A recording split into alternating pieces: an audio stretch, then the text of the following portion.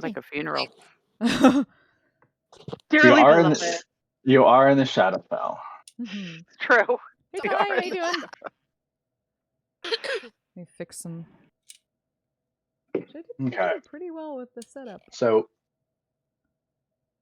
Oh, sorry, we have an extra person Yay! tonight.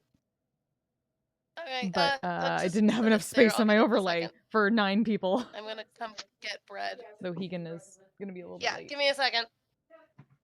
Let me see if I can do this. Oh, and Kia's setting up. There we oh, go. okay, great. We'll hold off for just a moment. Is there extra person? I'm trying Brendan, I to... did send you a question. Bread? So many D6s. So many D6s. All the D6s, yay. I'm sure a lot of that is that one D6 brick that you bought me, Jerusha. Which I appreciate because I need them. You do need D6s when you are roguing. Especially when you're high level roguing. Truth. Yeah. Mm-hmm.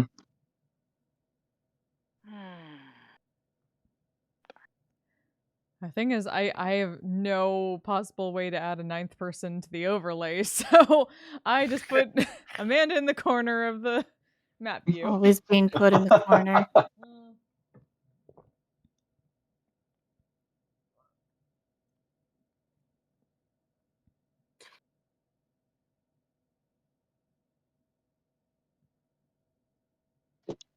This is fine. Everything's fine.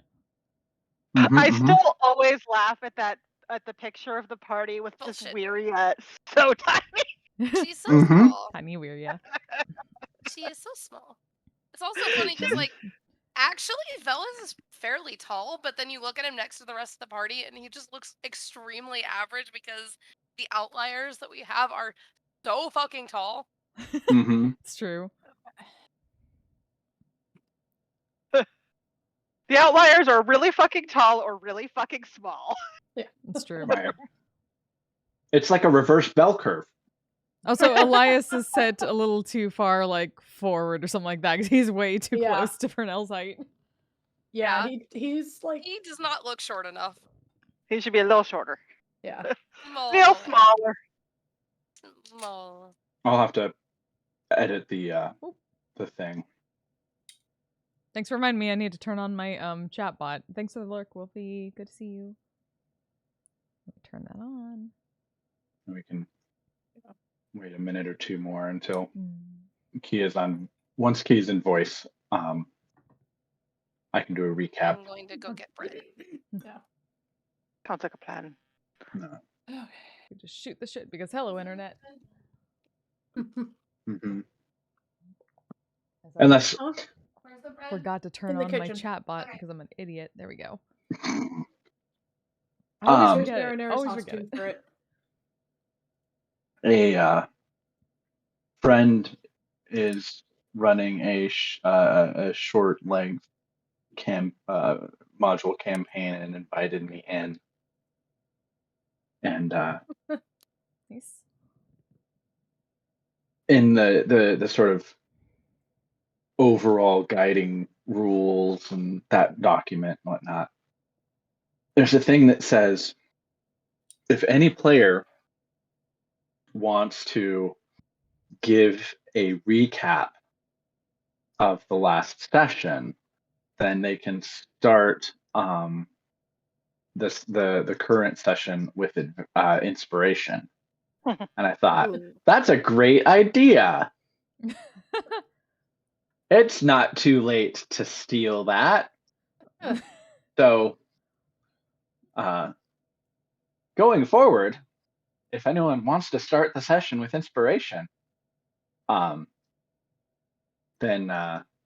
you can do the recap and the group once we get online. Although, because I don't use inspiration as much as I should. I think I've heard that a lot from folks. Yeah, nobody it's just really does. it's almost no when you it's get The it. Bria Iyengar.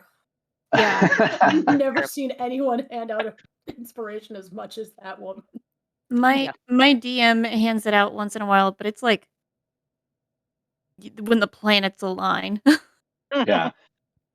Like, It's just there's usually so much going on that it's just always an afterthought in a way. Yeah. It's another thing to try to remember that can Yeah. be hard when you're DMing to add more things to remember. My Wednesday game, we Yeah. usually don't get inspiration. We get more piety rolls going. Hmm. But that's usually for making a stupid joke.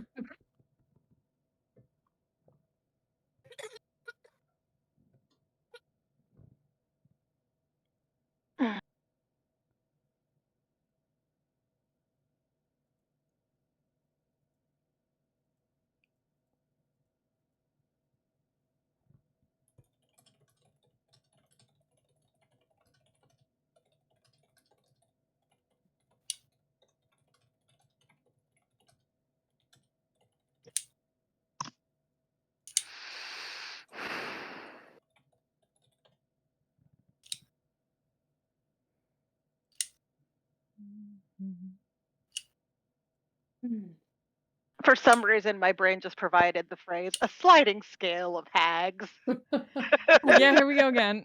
Oh yeah, I have to add No, those they're things just to the new all one. evil. There's no sliding scale. No, in this game there is a sliding scale. of Yes, hags. there is a sliding scale for yeah. everything. They There's can truly. be subjectively less evil than others. It's true. Less Some likely. of them just really want friends. You're like, Jenny hasn't been terrible. It's like a sliding scale of cults. Yes. Like, are they all bad? Yes. Are they all the absolute worst? Probably not. Top tier Esri's cult. We're just kind of chill. The hag that got turned into a hagacord.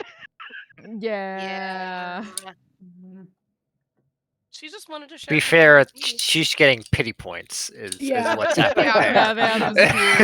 It's true. She does, like, you feel bad for. It's There's like, certain oh, things you don't wish on your enemies. that's a terrible fate. Best playtest ever. Was it though? Still the best divination that we've ever done out of character before. Through Cards Against Humanity. Yeah. I forgot about that. Oh. Oh no, what's she doing? Oh, she's just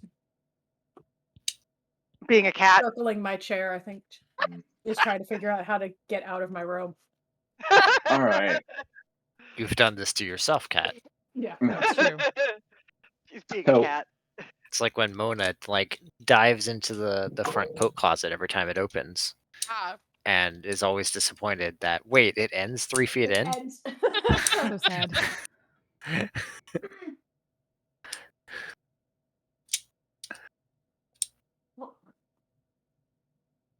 You need me to retrieve my cat. She's fine. I just went to open the door for her and she ran under my dresser. Oh. She's fine. Yeah, all right. We're all here. We're all present. like this. We're all on line. So let's pick up where we left off last time. Having trudged through a strange winter landscape that seemed reminiscent of some sort of primordial Wildemount past, you all encountered a interesting woman being pursued by Snow White, and found a fellow Snow Whites, get it? Whites traveler who had a little bit of information.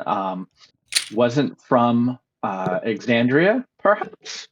Oddly enough, spent some time in a quick coffee shop AU episode, and then made it to a unnamed trading post somewhere deep in the Shadowfell. There you found a number of Shadowfell residents,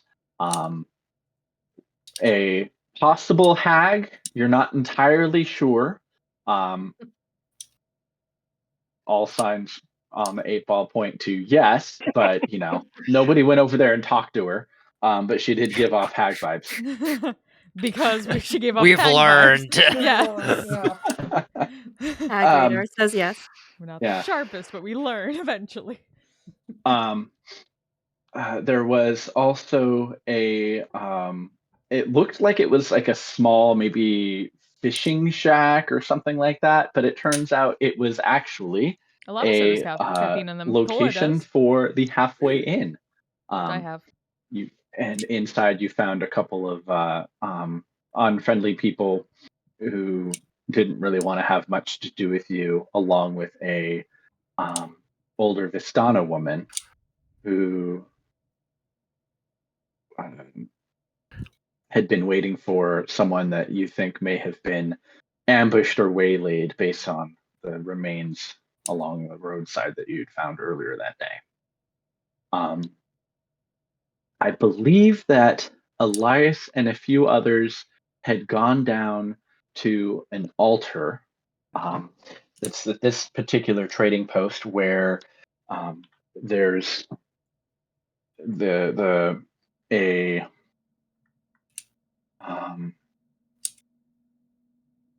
it's a ferryman who arrives and will take people who provide appropriate payment passage to wherever they want to go in the Shadowfell. Let's see. But I think we were ending it right about when some of you were investigating that statue. And I think some of you had already kind of signed off by then. So what I'm going to do is I'm going to pull us over to that map area to kind of better indicate, so you have an idea of where things are at. There is a very rickety wooden dock, and I wouldn't necessarily call it so much a wharf, but it kind of goes down about 15 feet to the water. There are a few stairs and ramps that go, and then there's also a ladder at the far end down there at the bottom. The statue itself is kind of I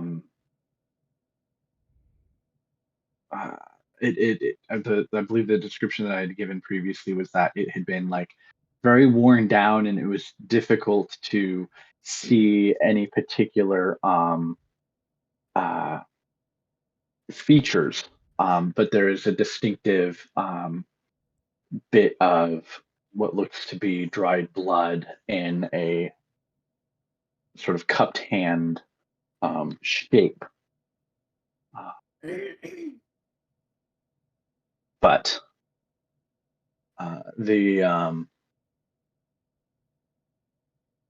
where would anyone like to investigate? Besides the hag, there's also a dwarf, a trio of Kenku, and a young elf woman. And some of them are speaking with one another. They are all kind of giving the hag a little bit of a wide berth.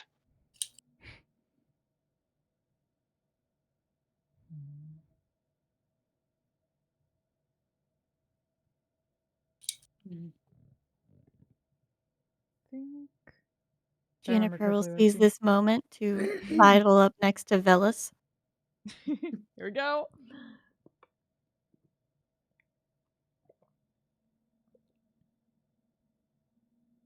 So, just intuition here, but I'm assuming you have the best gossip in the group.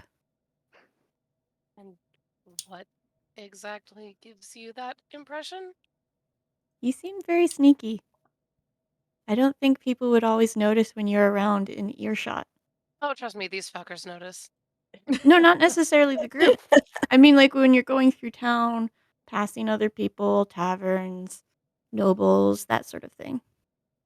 I mean, fair. Is there something you want to know? Everything, really. Everything is a very broad subject. Well, I find everything really interesting. I don't think there's many things out there that are boring. Well, I mean, I guess it wouldn't hurt if you have a starting point. I can try to answer any questions you have. Or would you like to tell me a little bit about yourself? I mean, I don't know what there is Tell to me your tell. backstory. Give me the What sweet made lore. you want to travel with this group? I think it was that I wanted to, and more that I fell into it. Is there someone here that keeps you here as, a person that you admire or someone that you look up to? Maybe a close friend? Elias. Don't. So, Steve, I was waiting for that. as Should I roll as perception? as Juniper No. is asking this, so just to help frame the scene a little bit, I'm going to assume that you two might be sitting in the inn where it's warm and comfortable. Yeah. In fact, I might say that everyone is sitting in the inn, warm, comfortable. Maybe Elias had come back in from scoping out the statue, but I think just to help frame the scene. The proprietor, Mickey, has provided drinks for everyone at some nominal cost, and is otherwise sort of busying himself. But the interior of the Halfway Inn, with the exception of just the lack of any stairs going up, is the same as it was before. So I would. Does Velis Mm. look at anyone when she asks that? No, No. Okay. no one in particular. Maybe like a glance around the group as a whole. But I mean, if I had to say something, I'd say everyone here.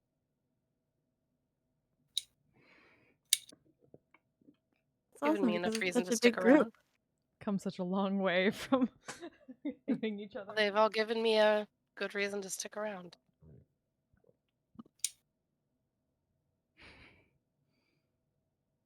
They have that effect. You should probably get out of here before they get their clutches in you too.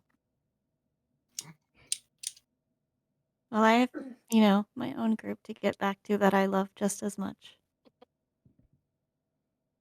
I hope it doesn't take you too long. I hope you meet them someday. T-Bone plays the best abs drum I've ever seen. Ah.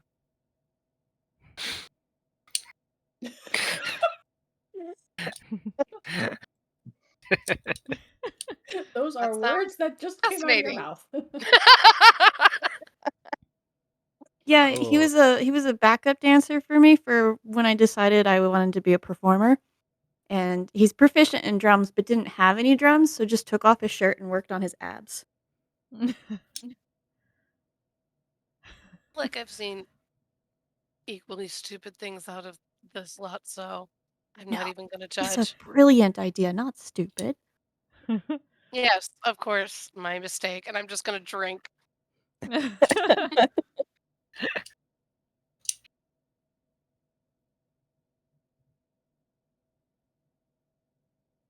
trying to remember dumb performances.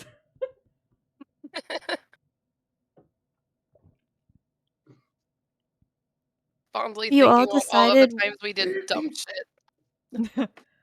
Have you all decided whether or not you want to try to fare your way across, or you're going to try and talk to the ferryman?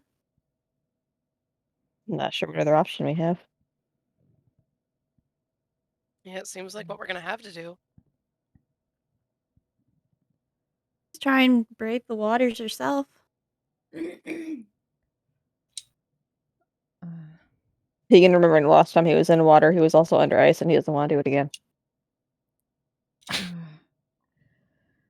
Is the water icy and cold? Like, is there drifting snow? Or not drifting snow, but drifting icebergs? There's bits of it, yeah. At least in the immediate vicinity. But considering how the landscape shifted from sort of, well, it's always been snowy since you've gotten here. But one thing that you all are very keenly aware of is that the landscape changes and shifts based on rules that aren't necessarily beholden to nature. So where it may be cold and icy in one area, it could be, well, I wouldn't say it would ever be warm and balmy in the Shadowfell. At least, I guess technically some areas may be hot deserts, but yeah. It's only undesirable temperaments. Right. Yeah. It's either too cold or too hot. It is mostly just a place one wisheth not to stay long. Less for the temperature and more for, well, temperament.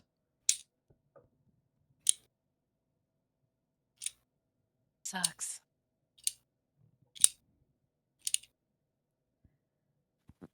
What memories are you all going to give up?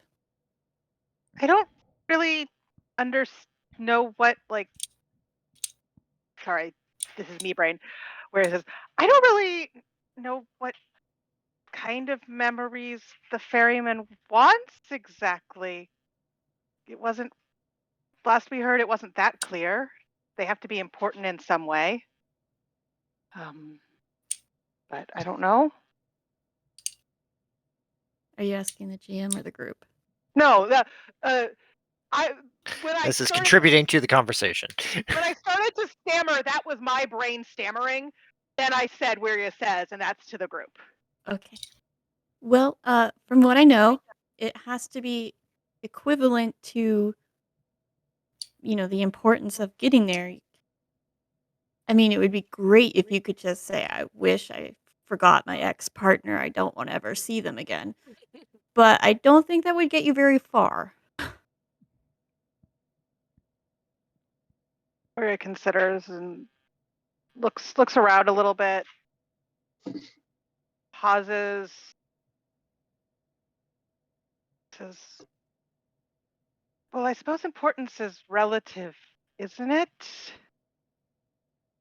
So for different people in the same group, the importance can vary. Mhm. If it's important because one of your friends wants, it's important to your friend, is it as important to you as it is to your friend? Oh my. You're really spiraling here. It is a think- pretty Don't vague hurt yourself. request, like how does they know whether or not it's important enough? I don't think they're a normal type of creature. I think it's the way they sense things that they would know. Sounds invasive. Yeah, Didn't this seem isn't- to be any signs of any kind of creature when we looked at the statue. If you would like, I could try talking to my god and asking for some more information. We could That all always goes well. ask around outside. I think we asked in here, but they were a little bit uncomfortable with the holy folk, as I recall. Yeah. So I don't know if outside would do us any better. I just don't understand why anyone would be uncomfortable talking to me. It's one of life's great mysteries. On a round of refilling drinks and collecting old cups, Mickey chimes in just to say that I don't ever get out much, so I never really know much about anything outside the inn. You're going to have to talk to locals for that. And he looks over at the woman who's still kind of sitting by the fireplace and then looks out the front door, main front window at some of the people who are still gathered outside. I know we talked to the Vistani woman because I have a note. Her Yeah, name we was talked to the Sophia. Vistani woman, and we talked to a couple of people who were in here and were very uncomfortable with our questions. Mhm. Yeah. But we didn't. They weren't really... uncomfortable with the questions. They were uncomfortable with the people. The people who are talking. Who are They were asking. they were uncomfortable with the people asking the questions. Right. Yeah. Oh yeah. Yeah. Wiria does not know if the discomfort was just that holy people asking these questions or was a broader discomfort because she does not have that insight. I mean, I could try to ask around outside, or we could just see what happens. I guess We get to look about that shrine. I hate letting. Well, things in didn't my people already head. go look at the shrine? I thought we were about to. Elias had done a cursory investigation of It's it. been and gathered wibbly some wobbly, information. so Yeah, you it know. has been. Yeah. We could go look more closely and a little more Right. carefully. Yeah. Yeah. So I would do that. Spend some spell slots or something, and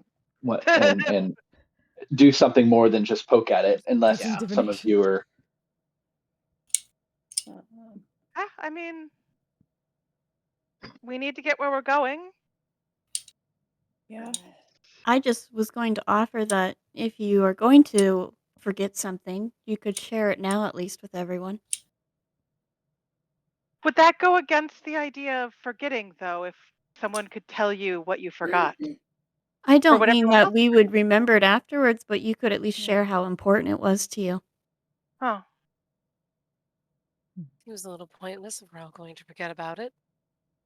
Someone might feel really nice about it. I can understand that. I don't really know what I'm going to share yet. I Yeah. haven't figured that out. I'm here as a holy woman if anyone needs to confess. Confess. Where you like We have not committed crimes. For the most part. I take back my statement. It's a very I feel wobbly like definition. Some of the things we've done are probably crimes somewhere. I mean, somewhere. I mean, that almost depends on who anything you could ask. be Do a we crime really care if somewhere. the council considered it a crime? No. Oh, I didn't mean That's you what had I to thought. confess crimes. I just meant confess, any gossip, any memories, rumors. You just want fun stories, don't you? I'm a cleric of knowledge. Fair enough. Fair enough. I don't think Every book in the cafe is a memory of mine. That would make sense about the strange. Were they sorts of charts? Were you reading one of the naughty books? It did seem more like medical text. So we did put a naughty book to a dragon. We did do that. It is true. Yeah. It wasn't very good, but it was. No, naughty it book. was not. It was not.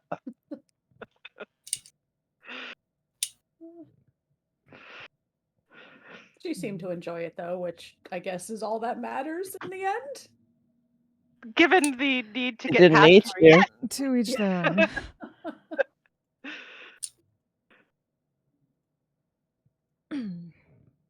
Well, I'm happy to help take a look at the altar with anyone. Well, why don't we go take a look? Might as well. I'll head around. Maybe a and few Got of eyes us on it. who are, I think I'll have some conversations. yeah. I'd be happy to help talk, but I don't think a lot of people would want my presence around. Why don't we leave that to Velis? And yeah, Bellis And or I can probably Maria, handle yeah. talking. Yeah, the I two mean, of you, honestly. just kind of nod to Wiria and just want to split it. I talk to a couple, you talk to a couple. Sounds good to me. If anyone wants to talk to the hag, I kind of suggest you. Wouldn't hurt.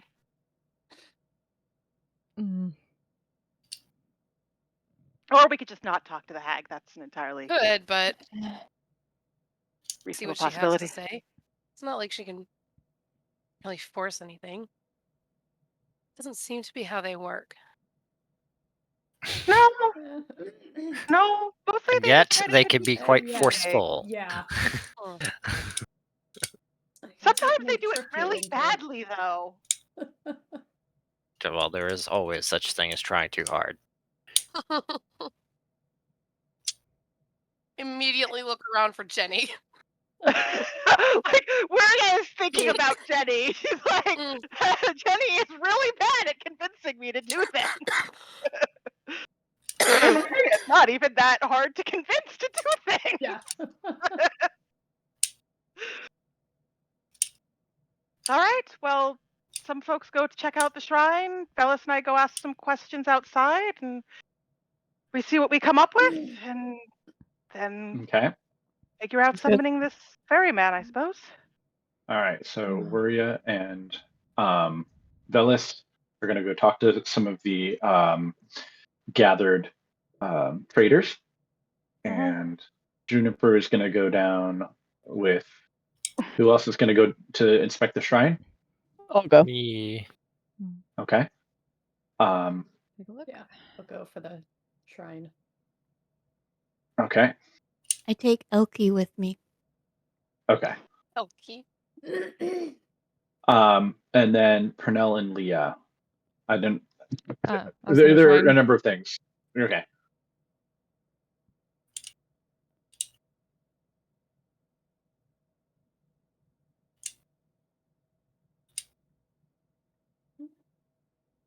Leah. Or- Nothing particularly of interest jumped out at me, so she'll do whatever. I don't know. Prob- Brian, because we suspect that they were uncomfortable with holy people asking questions. Sure. Yeah. Like Okay. if I assume that's what the party would suggest if Leah was like, I don't know where I'm going. Leah, Leah's just Sure. going to belong for the ride. I don't know. She could trek Leah, around the area maybe to you get a could- sense of it, but Yeah, or look around. Just yeah. Mm-hmm. promote. Okay. Leah, if you are familiar with like water type animals, maybe see if there's anything lurking under the water. Not really. Yeah, I'm that would be from the druid. woods, Yeah. and I'm wearing wooden armor. Ooh, not to like go in the water, but there's a pier that goes out, and maybe you could see something. Investigate the pier. I mean, she can try. She doesn't really know squat about water. Best character. Okay. Yeah, previous Um, character would have been Yeah. all over that. Well, Right. Okay. All right. So the troop that is heading towards the shrine. You all get a couple of looks from some of the folks. The old woman in the thin shift initially is like tracking the group, like literally just tracking and watching them go. But then as soon as Velis and Wuria start approaching the merchants, the traders, she immediately transfixes her gaze on both of you. And there is a little bit of sort of like, oh, people are actually wanting to come trade. And so everyone's kind of like perking up a little bit, and they've been kind of huddling and talking, and so they each kind of go back to like where they have all of their stuff set up. in the interest of perhaps engaging in some kind of trade. But they ignore the group that is walking down to the shrine. There is a gentle slope, not too particularly steep or anything like that, but the area of the shrine is slightly lower than everything else. And then, like I had described before, it's about a 15-foot difference between the surface of the water and the snowy, rocky area above it. But yeah, when you approach the shrine, you can see, unlike everything else, it is completely uncovered by snow. There doesn't seem to be any indicator that, unlike snow piled up on everything else, that it actually got snowed on. Is it But just if dirt then? Yeah. so it is a very worn stone, a sort of set of like flagstones that are kind of set in a circular pattern. They're all wedge shaped, so they form a bit of a circle. And then there is that's very worn down statue in the center. And then behind it is sort of a very petrified wood looking sort of a T, like a post coming up and then a post sort of on the back of it. And it looks like there might have been some, it's hard to tell what might have been carved or engraved into the wood and what might be cracks, because it's kind of old. And then there's bits of a few what look to be worn down, broken pieces of stone just kind of sitting on it. But it's about an inch or 2 inches sticking up out of the snow around it.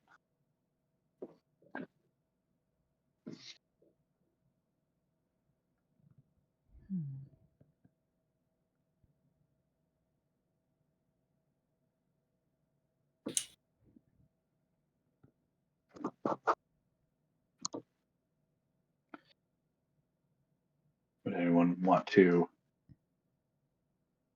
Do some investigation. Is there anything moved around? Anything that had like any text or symbols or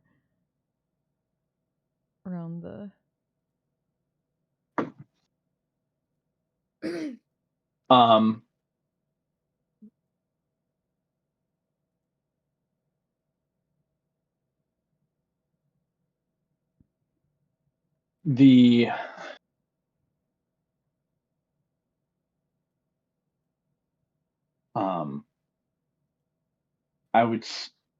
I'm trying to think. It's an old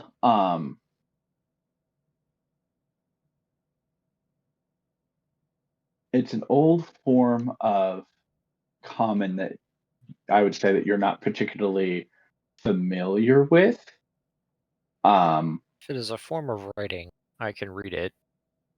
Oh, right. You've got that thing that lets you read all writing. Yeah. Yep. Okay. Special warrior guys. Mm-hmm. Right. Yeah. So there are generic markings carved into the wooden post, but the actual words that you can make out, basically, well, let me pull it up.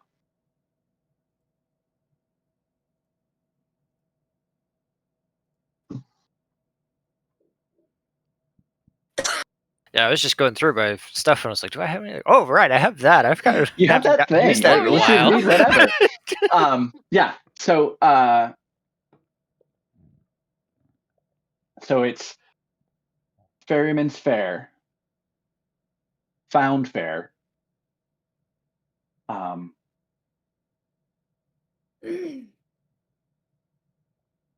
Ferryman's Fair, Found Fair.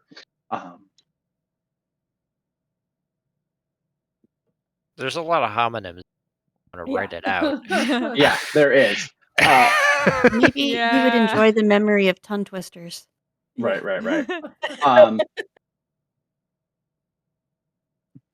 It's the it doesn't translate super great, so I'm going to just summarize it because like it's not enough to it works better if like anyways, this is originally going to be like a puzzle, but it's not going to work. I realize now in the moment online over voice and everything like that. Basically it is pay the fare by giving up something.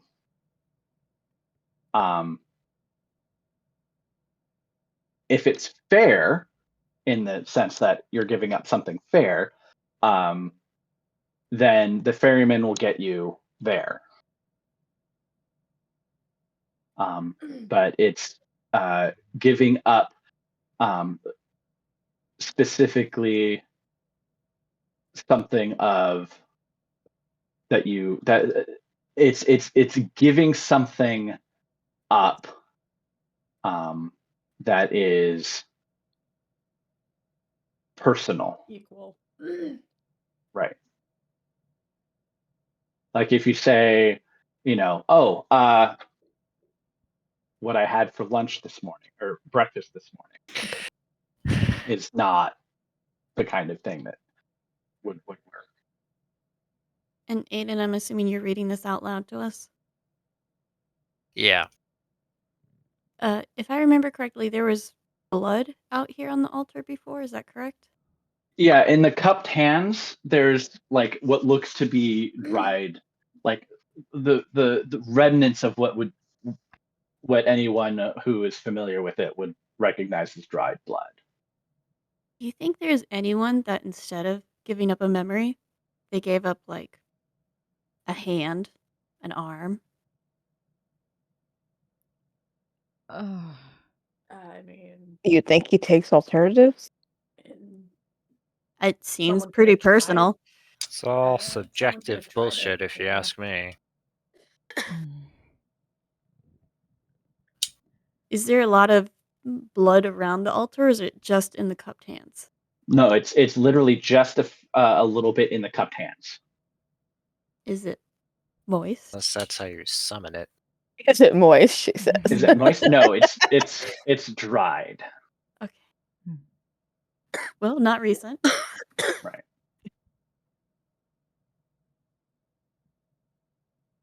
I'd like to look around just to see if there's anyone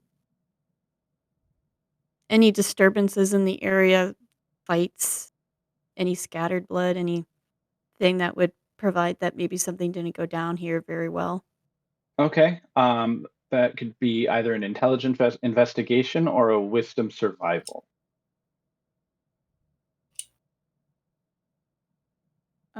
I have advantage on the investigation. Is it okay to use that? Is that in a specific context? I have goggles, so I didn't. Oh, The it's a magic goggles item give that me. gives Yeah. advantage when you do the thing. Sure. Okay. Yeah, sometimes it's a class ability where it's like you have advantage when, but if it's a magic item, that's usually just like, Yeah. Here you go. 17. So investigating the immediate area, one thing that you would definitely notice is that there's no evidence of anything that you were describing of like old bones buried under the snow or evidence of a fight or violence. But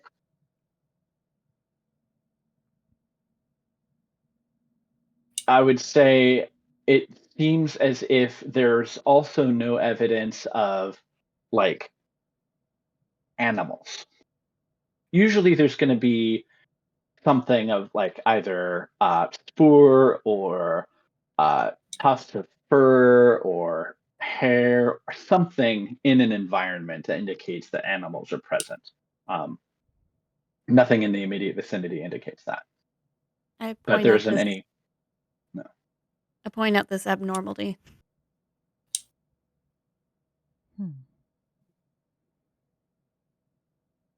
Then again, it could be because, the squirrels got to go wherever they wanted to go. Maybe like a land full of nuts or something.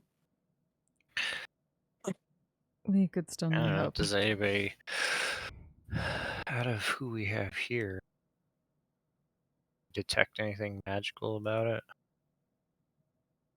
I mean, I feel like that'd be pretty obvious, but Anybody with detect magic? I do not have detect magic prepared. Ooh, but I'm not there. Yeah, they all. Yeah, It's fine. They'll be over go eventually. All right. You can go So- retrieve Velis or Weary at some point if you need Right. detect magic. They both have So it. we'll put a pin in that as the group is sort of looking around, investigating. Juniper's kind of searching the area. Everyone is sort of examining the statue to gather what information they can. Wuria and Velis.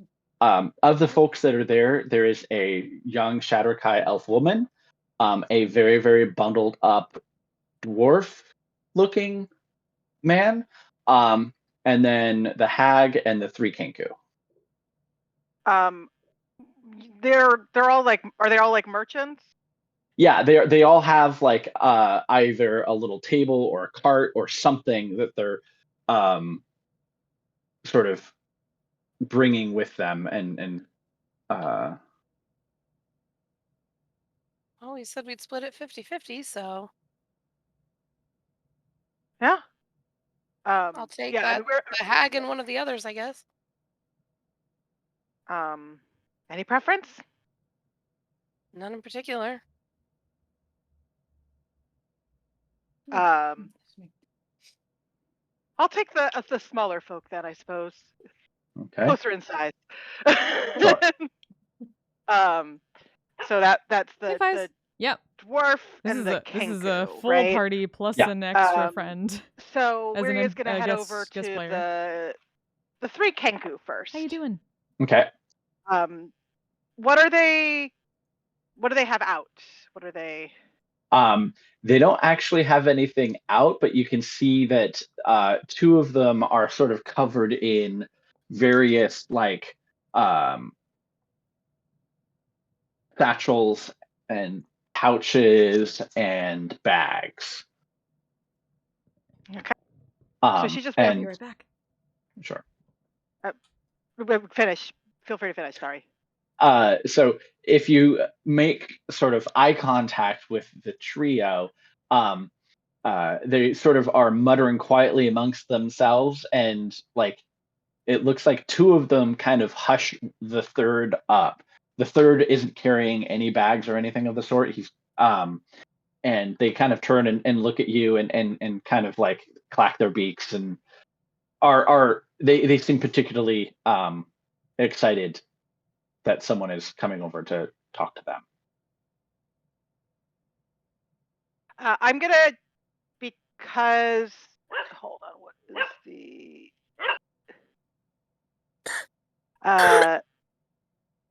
because I can't, how far apart are they from the dwarf? So the hag is over here by herself. Okay. In the bottom right. And so the trio are basically next to the elf, and then the dwarf is down below. Okay. So Haku, stop barking at me. I'm gonna use my universal speech. Sure. Which, I can choose. I can roll a inspiration die and choose a number of creatures within 60 feet of me that can hear me. So actually, I'll just start with the 3 because that makes sense. I'm talking to them. Sure. And I'll just head over and I'll say, "Well, Matt, what brings you all here?" And I'm gonna roll my d10, and I got a 6. So all of them, I now have advantage on any charisma checks. Okay. So I'm not actually going to be capable of juggling 3 separate Kenku. Fair. great idea, but in practice, I'm not a voice actor. But they essentially introduce themselves click, clack, and clock. Clock only makes ticking and talking noises, and doesn't actually seem to be able to communicate in any other way. But his cousins, click and clack, one of them seems to favor a various feminine voices, and the other seems to favor very monotone, dry, like think like Ben Stein. Like almost everything that comes out of the mouth is just like very not emotive. But they're here to trade trinkets. People gather here usually once a moon, and often people will have interesting things for trade. Okay. So it seems like this. If people gather here once a moon, then it's reasonable to assume that is this what's going on here, or Yes. okay. So where you would look through the trinkets, ask them what they have, and while looking through them, she would ask, "I'm curious. I heard tell of a ferryman. Do you know anything about that?" So when I say trinkets, I like literally mean like trinkets, like the most Well, random that's ass fair. crap. Yeah. Weary is going to be looking at those trinkets and acting completely interested in them Right. because she's Miria and she knows that's what makes sense in this moment.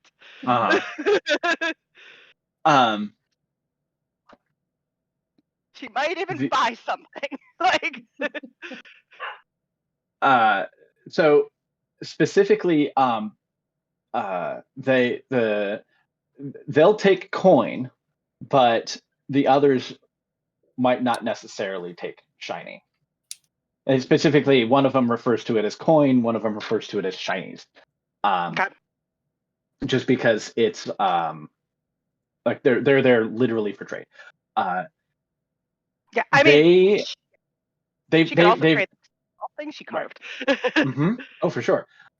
They've heard stories, but they haven't been coming here for particularly a long time. And the when you start talking about the shrine, the elf sort of like her ears perk up a little bit, and she chimes in and introduces herself, and like there's a little bit of tension that the Kenku are like, you're muscling in on our customer, and so there's sort of some veiled tension there, but she says that it's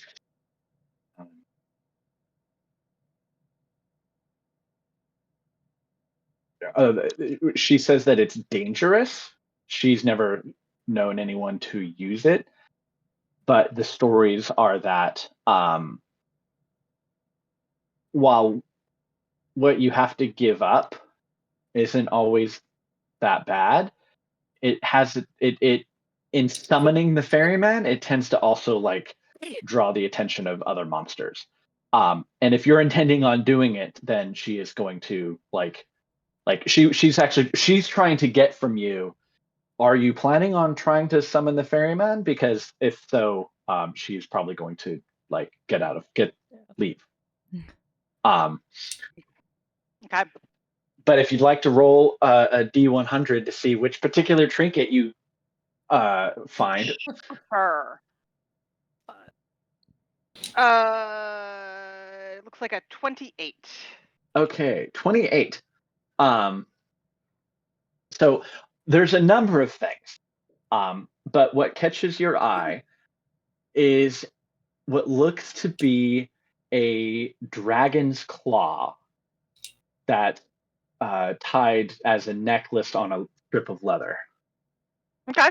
But like looking at it, like no, you've seen some dragons up close, and like this isn't just any particular thing. Like this is an actual dragon claw. Okay. Yeah, I mean, Wiria would if they it sounded like they kind of prefer trade as opposed to money, right?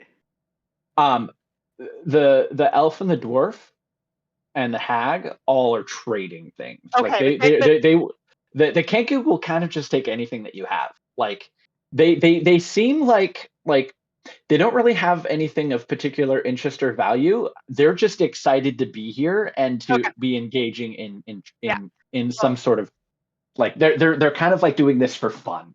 Okay. Well, since Wiria like routinely in downtime sits and carves small animals and things, she will happily trade them one of those carvings for the dragon's claw, and thank them very much. And she'll also look over at the Shatterkai elf woman, who she wasn't planning to talk to, but now she is, and say, I can understand that. I don't know what or when we're planning to do anything, but and Wiria looking earnest is about as earnest as any being can look. Says, but if we are going to summon him, I will try to warn you, and so you can leave beforehand.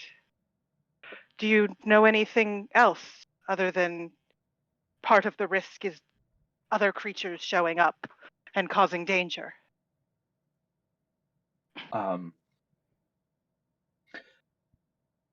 I've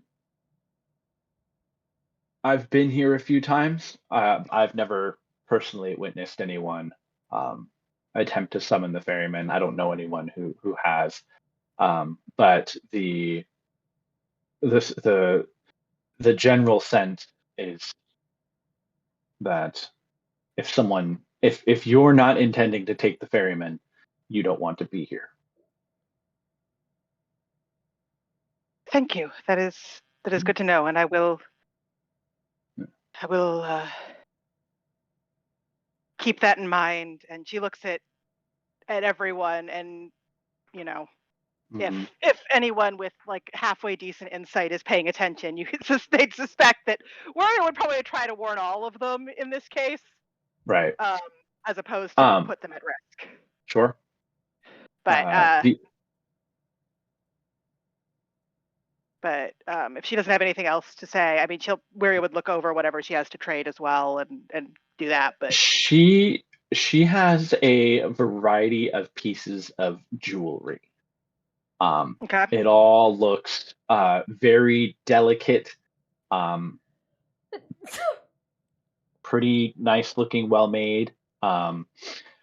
It's all very lots of like hanging chains and very kind of reminiscent of the sort of Guardian style, where it's like necklaces that have chains that hang, the types of rings that have loops of thin fine chain between them, bracelets that are connected to rings by thin chains. Elf's shop. Yeah, this is the elf. Yeah, because she came over and talked to me. So yeah, right. I caught that part, but I lost my internet for a second. Yeah. Did she give a name? Tether. You. Yeah, Wiria will examine the jewelry and consider, but maybe let Velas have one of his conversations. Right. So the dwarf is kind of just standing there watching you, his arms across his chest. And while at first glance he very much appears to be a dwarf, there's just something strange or off about him. You can't quite put your finger on it. But he's got what appears to be a variety of like leather wine skins, full of various concoctions and drinks.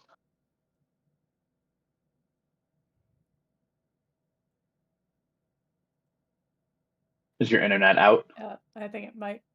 Oh, no. it's Oh. reconnect. I just reconnected it. Okay. If it skips for a minute, I'll switch back to the hotspot. I'm just waiting for my phone to turn back on. Okay. So he's a dwarf, but there's something weird about him. Yeah. He's a dwarf who might not be a dwarf. Yeah. Is there anything He's got this like heavy, thick wool cap that's like basically right down where, and you can kind of really only see like the top part bridge of his nose, his eyebrows, and his eyes. Like literally everything else is wrapped in thick, heavy, plain woolen garments. Can I make any kind of a check to see if I can tell anything? Go ahead and make I would say we can make a nature check. I mean, 10. Yeah, he's dwarf shaped, but the pallid color to the skin and the sort of pale eyes they just seem off. Okay, it's not just like Durgar or something, because Right. You would be familiar with Dwergar Yeah, and that sort of thing. yeah. Like no, it's Okay. he's not Dwergar. He's a dwarf, but like just off. Okay. Yeah, so just kind of start looking at his wares and Sure. so this. Nothing is labeled, and so he just in a very gruff, sort of very gravelly voice that is not any dwarven accent that you're familiar with. Basically, he points at like 3 different things, and they're basically it's a drink of. It's basically a potion of cold resistance, a potion of necrotic resistance, and a potion of healing, essentially. But they're all incredibly alcoholic. And you may need to make a Constitution saving throw when you drink them. Okay. That's useful. How much? He's asking what you're going to offer to him in exchange. I have money, but I'm not sure if this is the kind of place that gets you very far. He kind of shrugs, like coin doesn't have value. Do you have something other than coin? Looking through my inventory. Right. Don't have precious much. metals, precious minerals,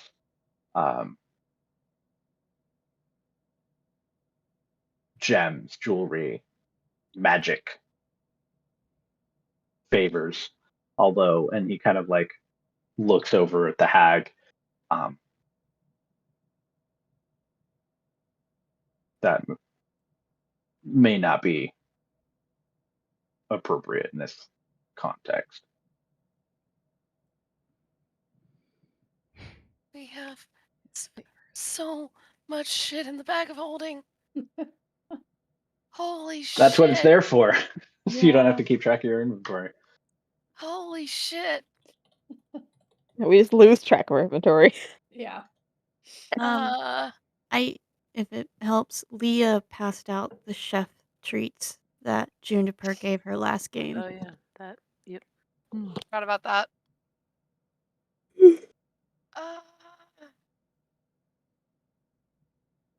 I want to pick one up, but I don't know. I don't know what to spend. Well, you can also talk about it with the party Yeah. and ask for advice.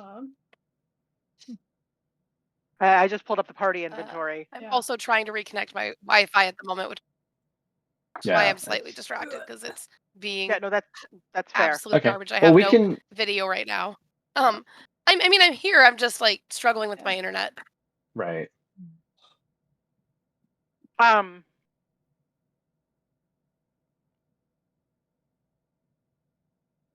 heck? Oh.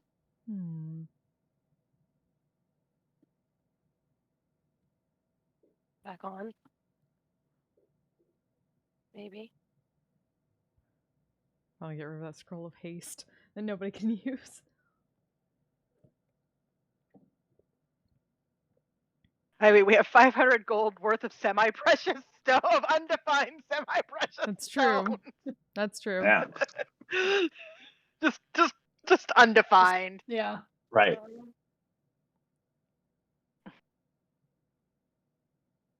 Pretty easily pick something out of that.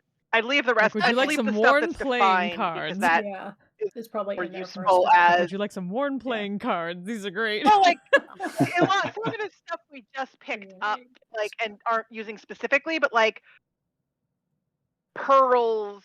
There are spells we know use them, for example. Obviously, don't give away the residuum. That would be stupid. Yeah. No. I forgot we had that. Yeah. We have an ass ton of residuum, incense, rare oils, rare inks and chalks, pearls, diamond dust, semi-precious stones, gold dust, silver dust. We'll keep the That's what parchment, paper, happens and when binding you materials. raid the Cerberus assembly. Yeah. Yeah. As I said, I would go for something just in the semi-precious stones because yeah, that's the least likely to be super useful otherwise. Yeah. Sure. We also have a list that just says gems and other valuables. Yeah. Yeah. I think that was another instance where you're like, you just got a lot of this shit, and I'm not going to detail it.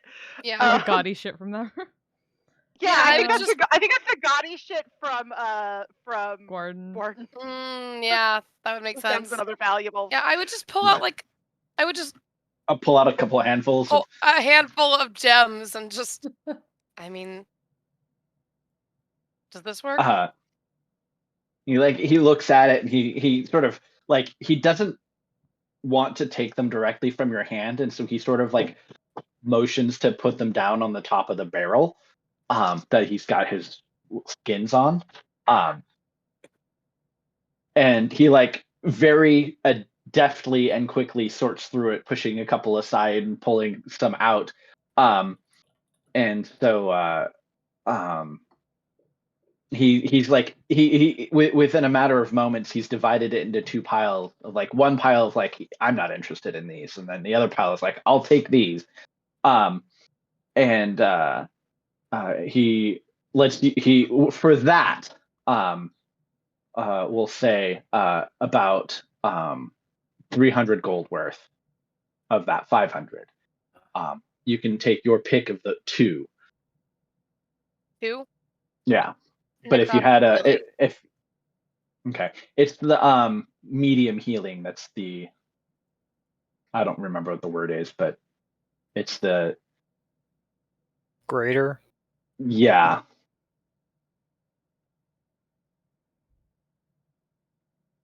But it's Shadowfell Dwarven healing potion. I need to add it to D&D Beyond, but yeah. Just make a note for now. Yep. Out of curiosity, does the healing potion also have alcohol in it? It's alcoholic, yeah. All three of them are very alcoholic, like the strongest of dwarven spirits.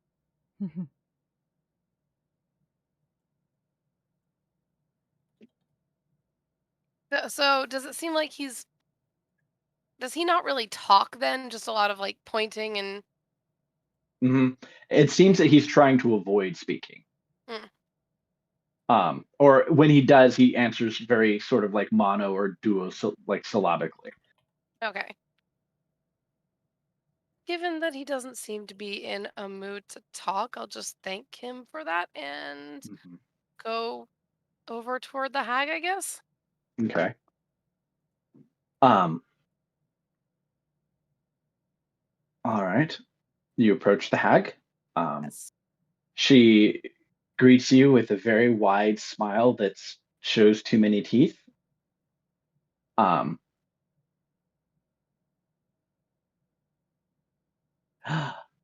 Hello, young man. Hello.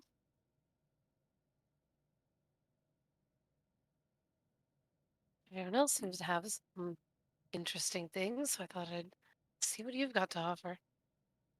Giggles and grins. All She right. motions to a couple of bottles that have what look like small sort of motes of light in them. They're all disparate shapes and sizes and colored bottles. All some of them have like cork stoppers. Some of them like it looks like it's just like maybe a dirty rag shoved into it. Others are sealed in wax. It is a mishmash of different things. But yeah, uh, if you've been feeling down or if you've been feeling up, I might have something that you need. I think I've got a Or if few. you'd like to make a trade for something else, I'm sure that I can accommodate. Um, and she reaches behind her and pulls out like what looks to be a set of unfinished mittens that she's been knitting. Um, I might need a little bit more time, but I can also make you some mittens. I think I'm good on mittens, and I think I've got plenty of grins already. How about some thoughts for some travelers from not around here?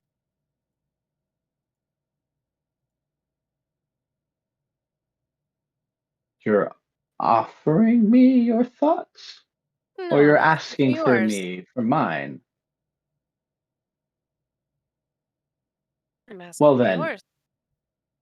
if you'd like to swap stories, I'd be happy to share, but I'd ask for yours first, please. Hmm. And what do you want with the story?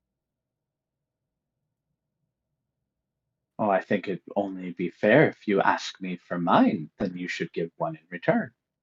Oh no, I'm not asking for yours. I'm just asking about this place. Here's some strange things in passing. Wondered how valid it is. It sounds like you're asking me to tell you the story of this place. Hmm. Only if you actually have it to give. I do, as a matter of fact. I've been coming here for a very long, and your little friend over there has asked some interesting questions about the ferryman. She sort of like gets this wistful look in her eye. What do you want to tell me about that?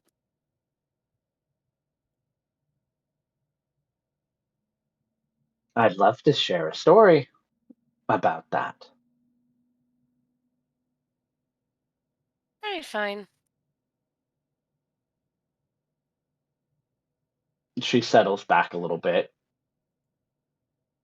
puts her hand kind of up on her chin. But I think I'd like to hear one from your lips first. And what story do you want? Um, she looks at the group. She looks at you. I don't answer about anyone else. Tell me, are you running away or are you running towards something? Towards something. What's that? Yes. Tell me the story of the thing that you're running towards. Hmm. I am running towards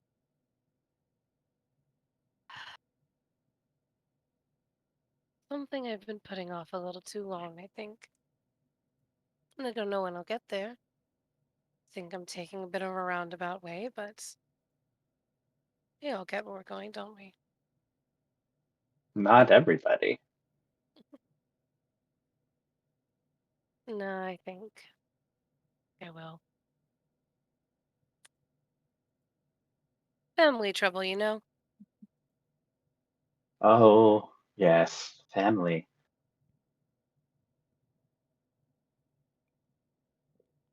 Um, well, I would say, much like the rest of us here, the ferryman doesn't take coin as payment. He asks something. Maurice, yes, we've heard that much. Why don't you tell me something I don't know? I gave you something you didn't.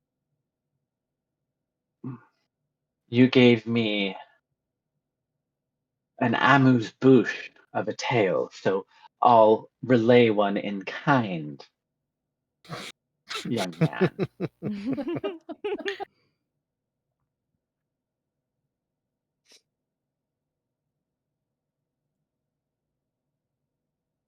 Give up something that need not be precious to you, but something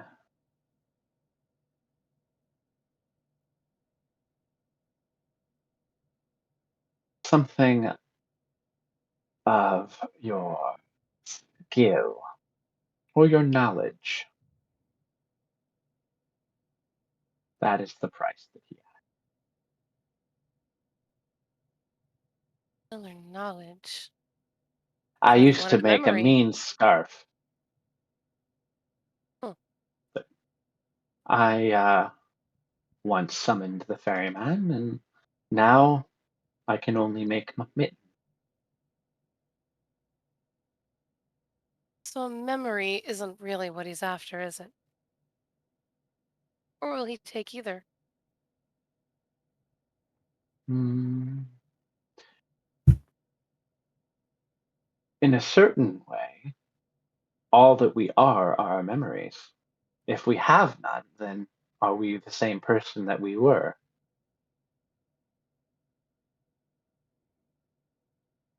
If you didn't know how to use those blades at your side, would you be the same person that you are here, standing in front of me, or would you be a completely different person? Hmm, fair enough.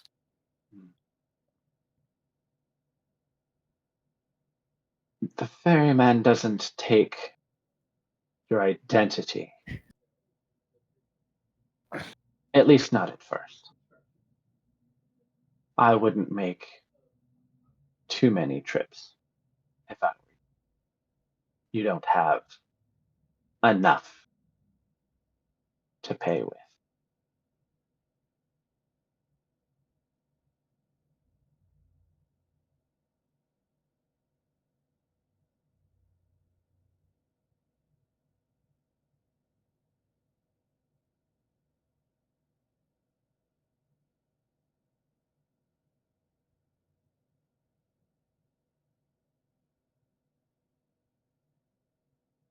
Now, you're sure you're not looking for something? Little Oh no, thing to I go? think I've got plenty. Chortle? Thanks. Maybe a chuckle? Maybe a wry grin? That seems more your speed. Look at that. Called out. Damn. Repeat customer. Good luck with that. I think you're in the right place to have a market at least, and I'll just give her a nod and wave to Wiria to meet back up. Okay. Worry and Velis wrap up their conversations. Is anyone else wanting to do anything else on the statue or in the area? I'll just ask the obvious question. Are there any boats? Not within view.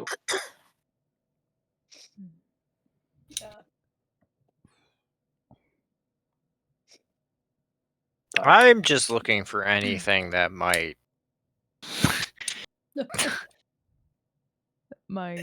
depict how you actually summon it. Yeah. Mm. Yeah, that's probably like, is it a Instructions Because that for what you're seems to be looking the. for? And it's like, okay, yeah, we kind of get what we have to give up. There's no getting around that. But how do you actually get them to show up? Yeah. Do you just stand on the pier and yell really loud? Like, I I want would to see say- that. Right. Given the statue itself is the vessel for summoning him, and the bit of dried blood, it would seem that that would be the most likely thing. Rituals and other such things that you have encountered, oftentimes, like, this is clearly not the type of locale that would be like where someone would get drained of all of their blood. Like, you've probably encountered something like that, digging around in ruins and tracking down cults and weird spooky stuff like that back in the day. This is more of a symbolic type of sacrifice, it appears.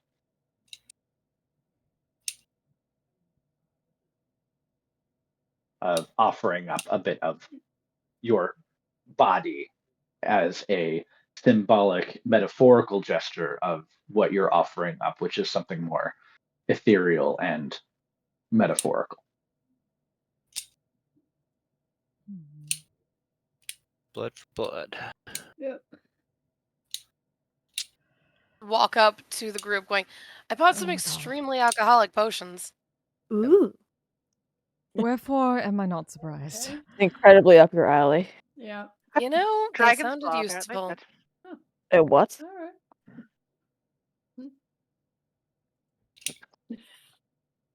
Maria holds it up. Just like, Yeah, it is without a doubt 100% a dragon claw. And All Why? right.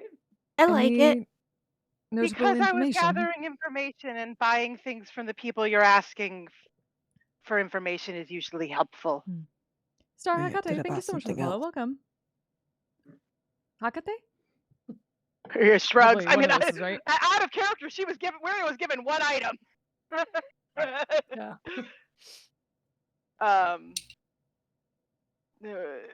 Maria shrugs, but says it's. I apologize. It was already there, though. Be that as it may, if we are going to do this, which I assume we are, it is apparently incredibly dangerous to everyone else here. What do you mean? So, Someone else well, mentioned that it tends to yeah, it attract tends attention. it attracts attention, and from what I was told, the risk is quite high to people who just happen to be here. Presumably because if you're the ones who summoned the ferryman, you go. Though that was never directly clarified. But I think if we are going to do it, we should warn people before we do so and let them leave. Or perhaps go into the halfway inn. I assume the monsters couldn't just go into the halfway inn. I certainly hope not. I mean, Yes, there but was no. that big ender spider thing. Spiders. Oh yeah. Well, but that was weirdly specific. The one time we had monsters in the halfway inn involved Wander. Yeah, Mhm. weird tiefling. Yeah. Yes, but did you bring them inside? Seemed to be the impression I got, but I could perhaps be wrong, or they followed her inside from somewhere else, but not from where we were. Yes. So something from here missed be able to get inside. That is what we know. Well, we can't really do much for the inn itself, but we can warn people before we do anything. I wonder what the ferryman is. Like, what Does if it I it's really didn't. matter? actually a giant leviathan or something that takes you across the water? I didn't learn much about the ferryman. Velis, did you get more? Hag seemed to know more than anyone, but she's not giving anything up without taking something first. She did say that he wants skills. What? He wants skills? He wants skills Skills. as payment. As in giving up something we can do? Yeah. Seemed to be what she indicated. She mentioned Huh. that she can't make scarves anymore after paying him. That's So- it. Particularly specific skills, it sounds like. Not you can't knit, you can't make scarves. Right. Or something that's important. Maybe she really liked making scarves and Maybe. Or Could have been maybe her one selling item. she was using him to get somewhere inconsequential. yeah. Oh, yeah. I mean, if she ended up here, maybe she didn't actually get to where she wanted to go.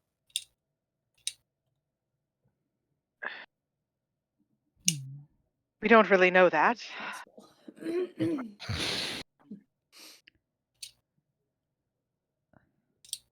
So, what do you Any- all At this want point, to Aiden is do? just kind of standing in proximity of the statue and Yeah. is flipping a knife around.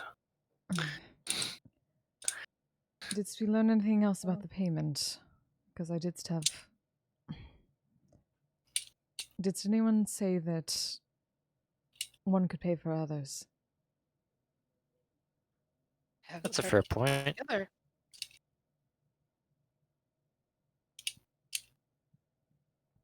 I didn't hear anything to that Yeah. effect, but I didn't also think to ask that. Though it sounds like the hag is the most likely to know, and perhaps not wouldn't know either, because other than Jenny, hags aren't usually the most social creatures in my experience. You don't have covens? Well, I mean, I've only met Yeah. hags in solo, except for Jenny with all of her friends. That's true. That's true. And Jenny didn't have any other hags; she just had her friends. Yeah. Yeah. So Wiria doesn't know if hags have covens.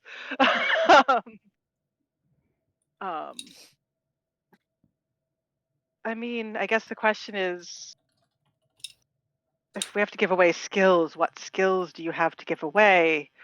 Everyone else said memories. Right. That's I what think it's just about I what's mean- important to you. Could be Yeah. either. Could be both. Yeah. I think it could probably Skills be either can one. be memories. I mean, So don't- skills are made built on memories. Yeah. True. Makes Just it hard gotta- to figure out what to give, though. Tis why I had my thought. As the group is pondering, Juniper is going to saddle over to where Aiden is in front of the statue. Are you thinking of doing it now?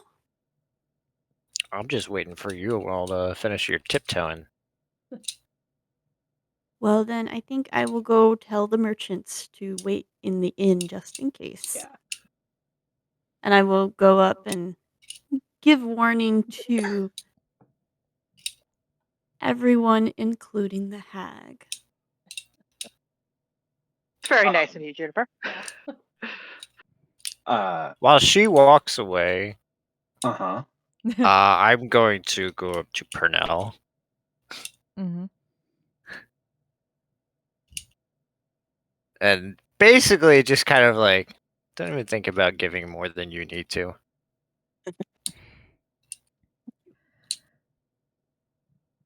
Must understand, at least in perspective, I have more to give than many here. You've given more than anybody else already. Keep something for yourself. What I was considering, I only have flashes of anyway, and doth not matter in this moment. Well, in any case, don't give anything up. I feel like Elias is in the background, just like giving Purnell the like stink eye. I'm like, don't you? I'm like, I'm not watching you. Aiden's side with this. Don't you dare.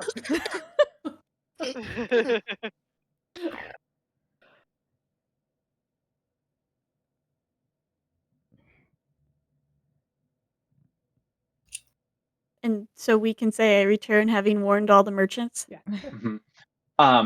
The hag actually, she, instead of going anywhere, she kind of packs up some of her stuff and then she sits on the edge and just dangles her feet off the rock face, and just kind of like she just has like her knitting in her lap and she's just kind of watching all of you finishing up her mittens. Since we But gave the you others are like packing up their stuff. The dwarf seems pretty lackadaisical about it, but the elf is very like, nope, nope, nope, nope, nope, nope, nope, and is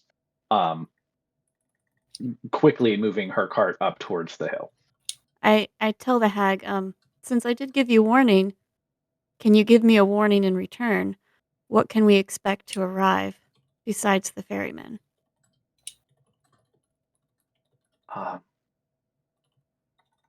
She like looks at you, kind of like tilts her head, and just kind of nods. If there's anything in the area that's hungry or looking for prey, we'll just say that the scent of blood in the water draws predators. Usually. When I return Sometimes. to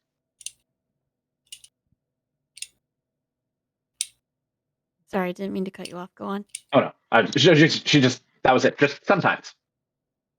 When I return to the group, I go, do you guys all remember that giant footprint that we saw on the snow on the way here? Yeah. Yeah. Maybe a giant will appear when we call the ferryman. Guess we'll Not see. ideal. Yeah. It's a frost giant ninja, finally. But it seems like it's just going to call a lot of predators in the area here. Well, I don't see any point in sticking around. We're either going to do it or not, right? Yeah. I mean, My I still thoughts think exactly. you should try going across on your own. Oh, there we Let's go. Okay. All right. I will cast Zephyr Strike on myself. Okay. Say, So who's offering up blood first? Me? He didn't have to. Okay. He just went for already it. He got just the fucking knife went out. for All it. right.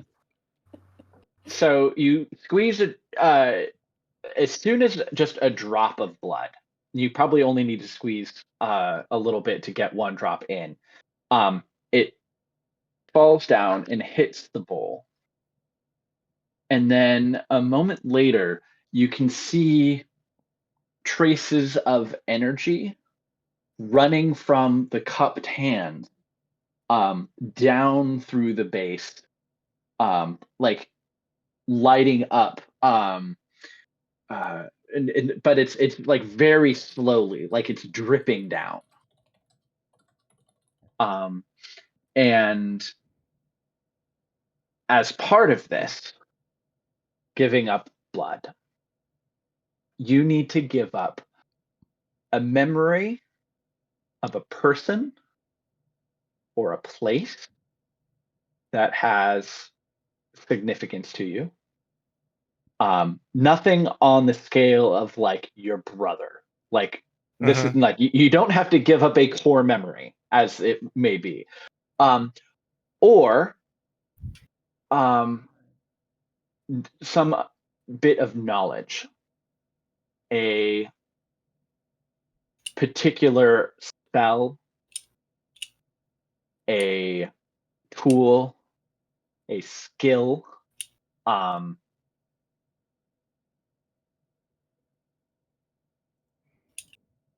something you have to give up. Well, since a lot of the talk was about memories, that's what Aiden was prepared for. Okay. So the intent is the memory of the one person that he kind of actually respected in Knight's training.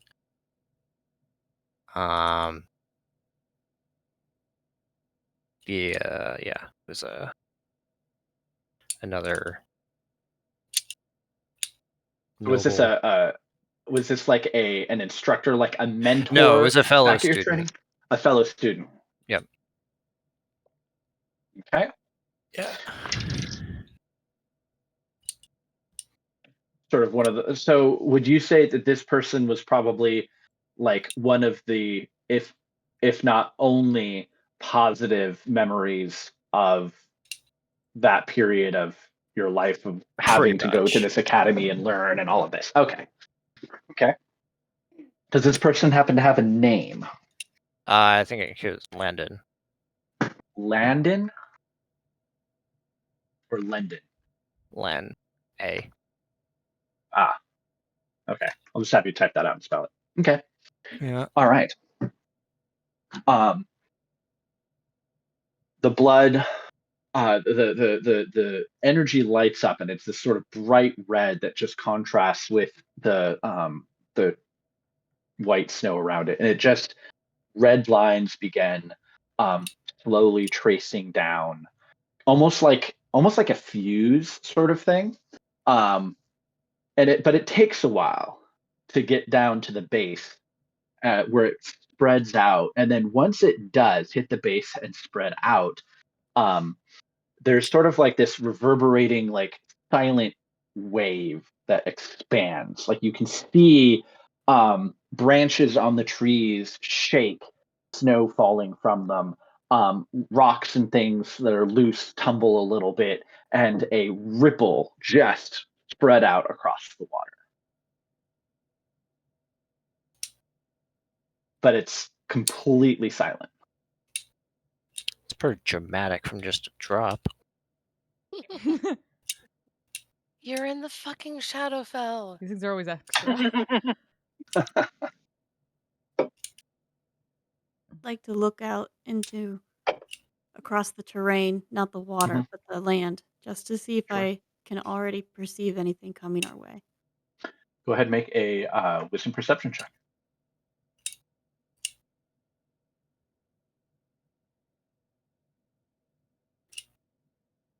So.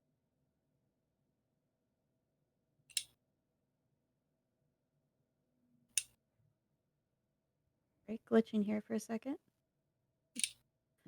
9. 9. 9.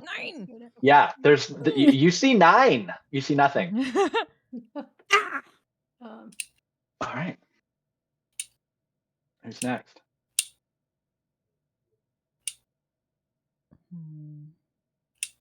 Is the intent that we each have to do this? Yeah.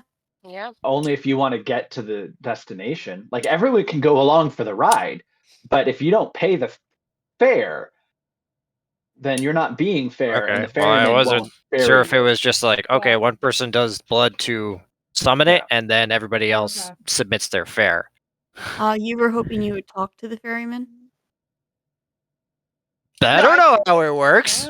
We haven't gotten much clear information regarding that. That's true. You have to pay your Uber driver first. No, just kidding. Yeah. Right. I'm gonna. I think Velas Everyone needs to Yeah. pay the fare if you want to go Velas for the ride. has been sitting and like just flipping a dagger kind of idly while everyone was talking. He's gonna catch it, kind of draw it across like just the tip of his thumb and go drip drip. Okay. And the memory is of a place in his childhood, actually, where he would go back home probably prior to the scout training and Uh-huh. stuff. I don't know if it was like a library Okay. somewhere that felt like safe and Right. comfortable in all of the just really bad shit. It was kind Okay. of like a safe haven in where he didn't have to keep up his defenses. Was it a place that only you ever visited, or did you ever were you ever there with your brothers, or a brother? Older brother, Okay. Soros. I think actually Soros probably took him there initially. Okay. Okay. All right. Same effect as before. Very slow tracing of bright red sparking energy hits the base, and another reverberation and another wave goes out. I'm gonna just kind of walk over to like the pier, Mm-hmm. like out onto the edge of it and just watch and wait. Okay. Um, yeah, the hag sees you go onto the pier, and you can see her. She's smiling, she's doing a knitting. She waves at you. Nod. Not too long now. Keep it I think going. seeing. Go ahead. Yeah. I think seeing both Fellis and Aiden do it, where you will put together the pieces that, oh, we all have to give blood here, Yeah. because I don't think Yeah. she realized that before. And so she'll just sort of shrug a little, and probably she doesn't have like a hand. She doesn't have much in the way of knives that aren't meant for whittling wood, but she has arrows and arrowheads, so she'll probably take an arrowhead and just use that to prick. And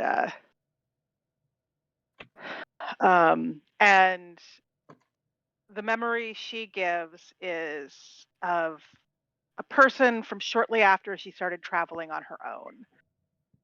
She met up with a young gnome named Cornan and traveled with him for some time before parting ways, but he was sort of her first friend who wasn't part of the caravan. Okay. I think Elias is also just gonna kind of keep an eye out for anything Sure. that might be coming while this is going on. Sure. Mhm. As Wuria is sort of finishing her drip, and the energy's, pulsating, there's just ever so slightest rumbling shake. Sort of like just a brief reverberation coming from the northeast.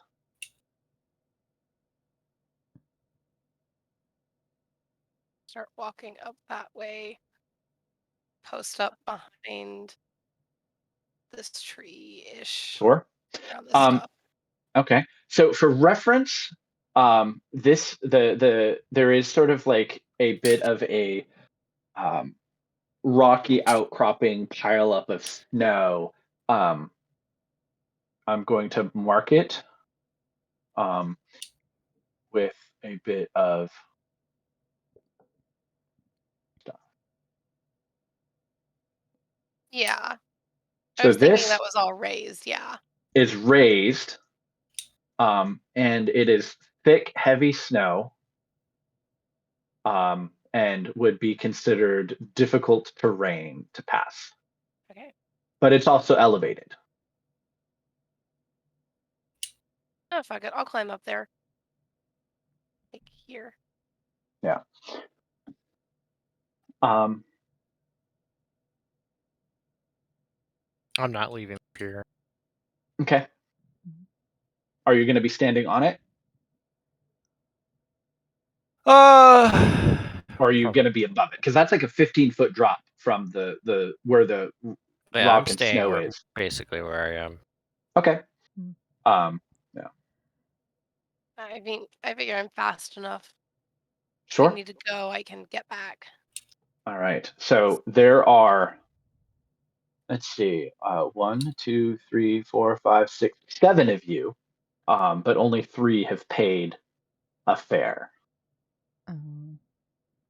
As he's moving away from it, Purnell might walk over to pass Aiden and reach out a hand as if requesting the dagger for a moment that he was using since she doesn't have one.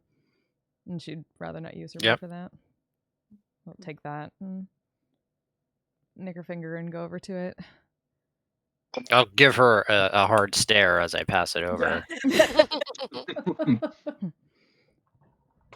Just because a slight sigh, since you can't really do it anyway, since most people have already done it at this point.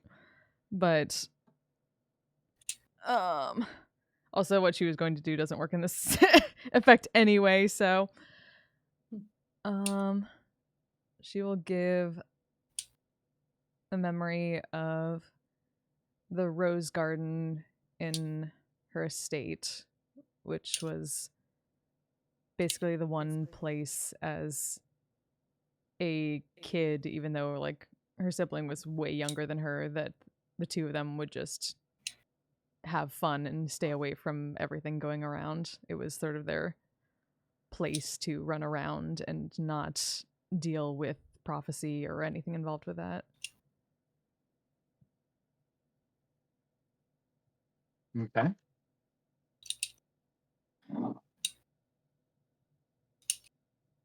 As the repercussive wave expands from Purnell's sacrifice, Velis, you can definitely feel like standing on the rock and the stone where you're at. You're familiar with things that move underground. And this feels like a large burrowing creature that is moving closer to all of them. Gonna call back underground.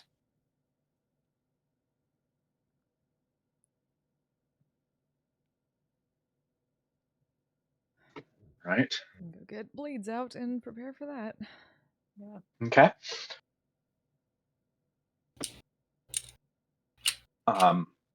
Anyone near the hag can hear her giggle a little bit, and you can see her like uncorking a bottle and like drinking it and then giggling. Glad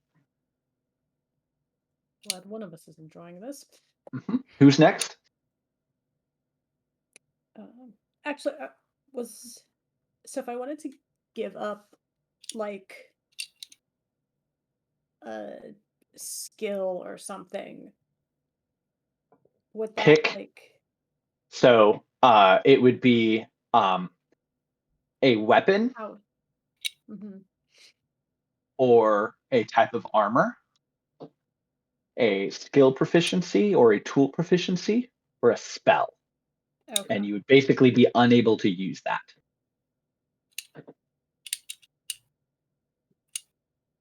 In the same sense, does it have to be like important to them? Well, that's the thing.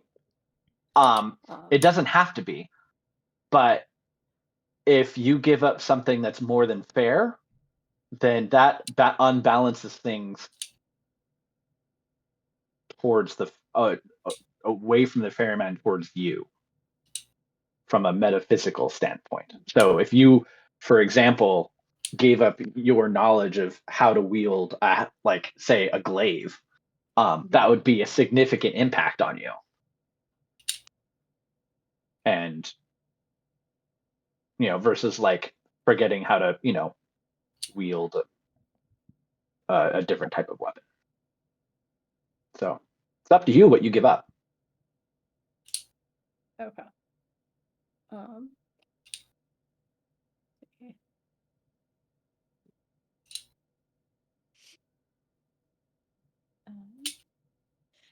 honestly, I kind of had in mind his extra shield training because I've Mhm. never used that feat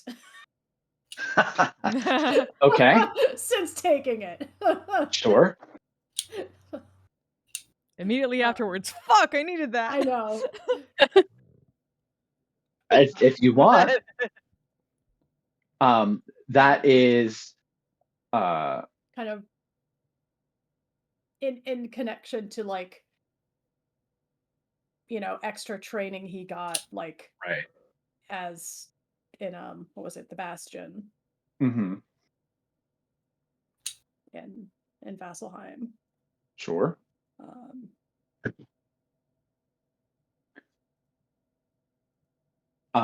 Yeah. If you give up something that is like I don't want to give up my shield proficiency, but right, like that extra like the extra training, the extra knowledge you have of how to maneuvers. do those maneuvers. Yeah. Yeah. And basically you'd cancel out your feet. Yeah. That I never use. Because That it's you never so use. specific. It's so incredibly specific on when you can use it. When you're like working with someone else who has a shield or something? No, it's So if you're making like a dex save from an AoE attack, you get up your no, shield.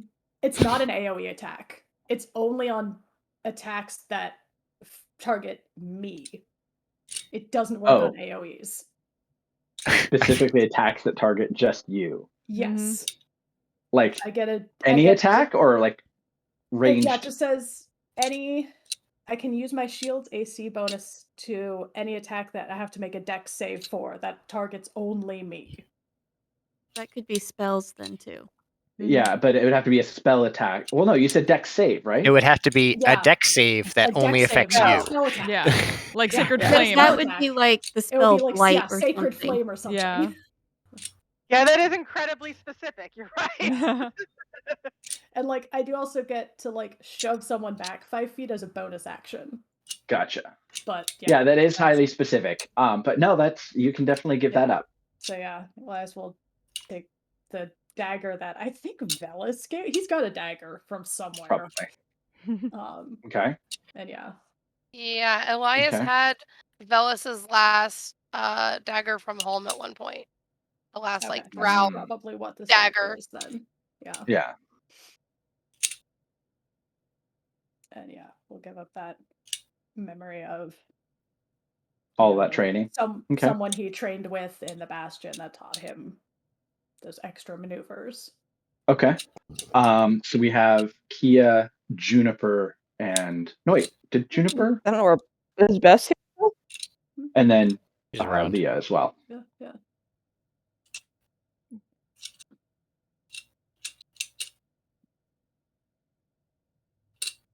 He can just kind of like looks at Juniper, looks at Leah. Hurry up! Fine. He'll just dig a claw into his palm, just enough to draw blood. Mm-hmm. And Tegan is very, very unwilling to ever give up any kind of memory because experiences and memories are pretty much the most important thing to him. So because he doesn't trust this whole thing and he doesn't want to undersell, is going to give up his breath weapon. Oh, fuck. Okay. Doesn't want to undersell. Yo, what? Okay. Undersell? Oversold a bit. Yeah, holy shit. Okay. He doesn't trust this at all. Right. Okay. That leaves Juniper and Leah. So the rumbling, Velas, is definitely getting closer. But anyone who's paying attention or keeping an ear out also hears a sort of slowly getting louder, heavy, like if you were to describe the sound of a very, very, very tall person taking very, very large steps, walking towards you, That is probably what you would describe that as. Oh. So a giant.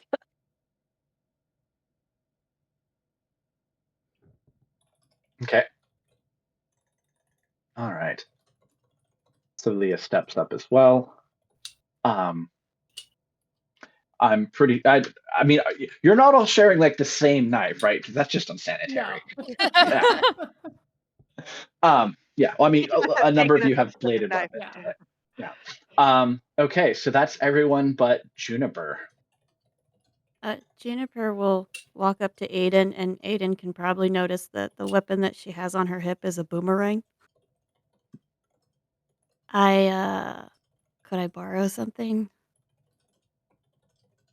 Better not had it. Okay. A couple of us are sharing the same knife. Yeah. Also handed it back really quickly on the way. It was just like Oh, a quick- okay. it was a We're quick- You can like reach out and offer to pointy. slice it with the claw if she Yeah. wants. Juniper's just handed like Gonna steal your 7 blade. knives all of a sudden. I mean, Hey, yeah, if Purnell already handed it I'm back really to me, stabbing Aiden will children, like very everyone's got knives. deliberately clean it and then hand it to her. You know, when the ferryman gets here, we're all parting ways probably, and I won't all see you again. So I just wanted to know, Aiden,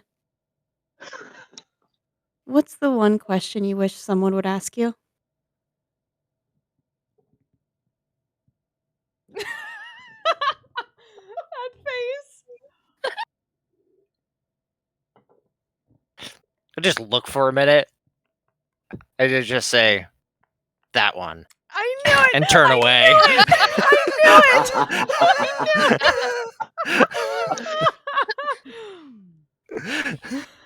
So Juniper will go up to the altar and shed a drop of blood, and she will give up one of her disguises, which is how she devotes herself to her god, who is a god of disguises. And she will give up her first disguise, which she created when she met her friends, a noble woman who was trying to escape the ruling of her father, the Lady Britney Spears. Okay. Free Britney. I wanted to get down Juniper's question and the response for my notes. Also, I'm going to give Aiden inspiration for that response because that Yeah. is so I saw that Beautiful. coming a mile away. That so was great. Aiden more than That is- anything else. That is peak Hey, 8. Daily Kitty. You're not How you wrong. doing? Great. So who gets the inspiration? I would say both of you, sure. Yeah. Nice. Team effort. Gonna have to spend longer than 2 sessions to get anything out of him. Try like 5 years. Unfortunate. It took me Okay. fucking forever. I'm sorry. That's why Right. she had to ask what she Sure. asked. She knew she Sure. wasn't going to get anything else. Well, Yeah. Juniper finishes hers, and you can hear some clapping, some excited clapping. You see the hag, who I don't think either introduced herself nor was asked for introduction, so I'm just going to keep calling her the hag. Seems to down another potion The and then laughing let hag. out a whoop. And she says, "Oh, this is going to get very interesting. Real quick here, as Velis, you can now see sort of pushing its way through the trees to the east. Definitely a giant, a large, frost-covered, undead-looking giant." yeah, so he's gonna hop down and just run full speed back to the party going, undead giant, undead giant, undead giant! And For us. it's at about that moment when the rumbling and the shaking under the ground begins to rise to a particular pitch as a large creature, a very large creature, bursts out from underneath the rock and the stone and just kind of spraying snow and everything everywhere, as a very large worm erupts from the ground. And so everyone has had some time and some moments. So if you'd like to position yourself in any particular way, we definitely can. And so I'm going to say this large creature appears out of the ice and the snow. We'll roll initiative. Let me turn on the turn tracker. You don't think that's the ferryman, do you? Yes, let's all I hop hope on his not. back. God, I don't think no. I mean, Let's Right. go out here. Also, as it Inside. erupts, it kind of vomits forth this silvery white bile, and where that hits ice and snow, sort of emaciated versions of those snow whites that you saw earlier begin to rise up. Use my DM inspiration for my initiative because I just rolled a Sure. natural 1. Oh. oh, Oh. Leah, you if may I wish could- to go fast. have a rough idea since we had some time to prepare of like where Oh, a good-ish yeah. spot was. I was gonna cast Guardian of Faith. Just to figure out where if we want to like bottleneck kind of Oh, here. that's big. That's large. Yeah. I would be also here, suggest people I might have guess. wanted to eat their treats if they received one and get 5 temporary hit points. We all have temp We hit have points temp hit from points. Yeah, I already we have Okay. it on we there. already did that, Heroes yeah. Feast. Yes. Yeah. Oh yeah, that's right. What were the Um, temp hit points? Because I don't have them. Oh, from the Heroes Feast. 5 from the Heroes Feast. 5. Well, and it was a Wow. increase of Oh yeah, no, it was an increase to your base. Yeah. Well, I It have is- both. I have yeah, we have I have yeah. temp points. HP and I rolled a 10 on my temp HP die that I get. Okay, and it looks like it was 4 additional hit points from Heroes Feast. Yep. To your hit point maximum. Okay, yes. So I already ate my treat. Okay, yes, I've got it all. Okay. So yeah, if I can have like you said, we had a little bit of time to kind of prepare. Yeah, so if you wanted to, you'd have a round to cast a spell. You have a round in which you can get into position. Yeah. If it looks like they're kind of funneling like down here-ish, like here, I'm gonna go ahead and cast Guardian of Faith. 5, 10, 15. Which I think I could do there. from there, yeah. Right. So these snow whites are much less robust appearing than the other ones. In other words, these are considered to be minions.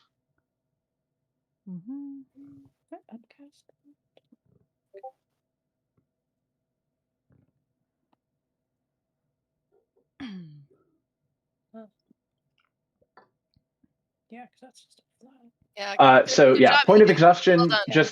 it just means -1 to things. It's not disadvantage on stuff. I just forgot I had it. I don't know if we have like a token to use for Guardian of Faith because I don't think I've ever actually cast Guardian of Faith. Is it an AoE that stays in one place? Yes. And didn't you cast a giant raven once? I might have cast it once before. Yeah, it is a large spectral guardian that appears and hovers for 8 hours. It's a big ass, long time thing. And it just lasts. It's not concentration. Gotcha. And well, okay, so it's the guardian. It's indistinct except for a gleaming sword and shield emblazoned with the symbol of your deity. Oh, okay. So gotcha. It would be like a just there. Vaguely Saren Ray, Everlight, Jason looking. Right. Glowy. I'm going to use this glowy sword to represent this. And so anything that comes, any hostile creature that comes within 10 feet of it for the first time on a turn has to make a dex saving throw or it takes 20 radiant damage or half 20 radiant damage on a fail, half on a successful. And then once it deals 60 damage, it's done. Okay. So once we get set up, I say maybe we'll take like a quick 5-minute break for Yes. bio break, drinks, and things like that, because this is going to be a combat. Oh, We'll be getting into it. okay. You mean we're not going to talk it out? Yeah, try. You can certainly try. Yeah. It has a big mouth. Obviously, it loves to talk. I think Keegan's gonna post up there. I'm gonna post up on this side and like flank. And Brendan, just to let you know, for the battle, I don't have control of my figure. Oh, right, because that was a. Hold on a second. Yeah, 'cause you were on my You screen did not last time. exist in. You did not exist in Roll20 back when we did the thing. So now I can. Let's see. All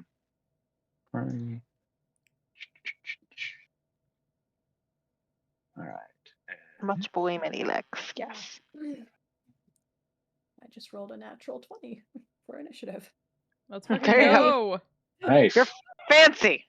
And I would assume I Uh, start in Ready. front of the altar since I was the last one. Yeah. I mean, you have moments in which you could do that. Also for I'm just instead of the hag also has inexplicably begun counting down, letting you all know that you have only about a half a minute before the ferryman gets here. So, good luck. She claps her hands. Oh, fuck. Okay. She is an interesting beast.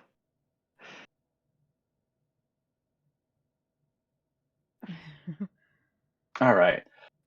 Okay, so with all of that laid out, we're going to take a quick short break before we come back into the action.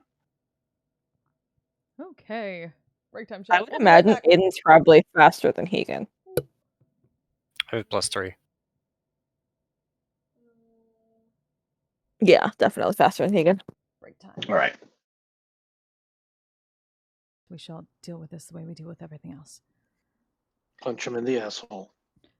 Yes, the prison pocket. What is with you? Prison? I'm gonna use that new spell that I got just to punch Nox. I think I'm gonna do it. If we're not doing it tonight, I think I'm just gonna do it. I'm just gonna wallop him right now. I was trying to have a moment, but no. It's Bureau's fault. Blame Bureau. He's the one who said it. I said it once. I know. So You shouldn't have said it. Yeah, but when John hears it and he loves something, he's gonna run that joke into the fucking ground. That's what you don't understand. He's gonna bury that thing 10 feet deep. Here lies 10 prison feet pocket. up the prison Episode pocket. 55 to 80. Side behind you, those of you who are still in the four-way intersection, Oh boy. you watch as coming out of that weird green glowy liquid Motherfucker. is another one. Fucking God I knew hell. I damn it. should have drank it. I knew I should have drank it. Would've been fine. I no. don't Glad think you you should have drank No. the snake liquid. People have been telling me that for years. I've never taken their advice.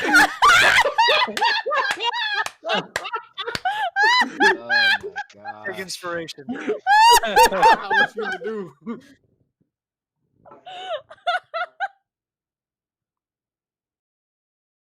Someone clip that, please. Tommy, clip that shit.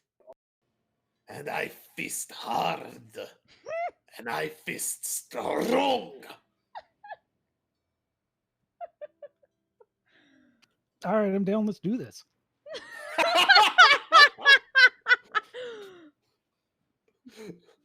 I'm not King Shaman. Let's do this. Excellent. Prepare your body.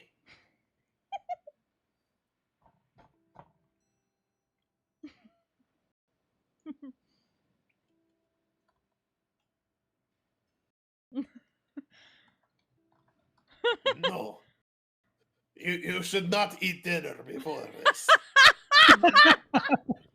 Otherwise, you might puke it all over me, and that is just... Ugh. We are fisters here, men of culture. Well, I had fun. I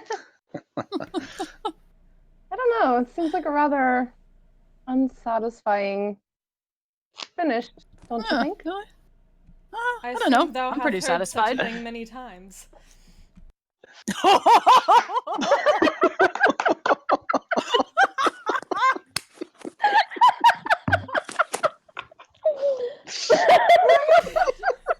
He set himself up for that fucker.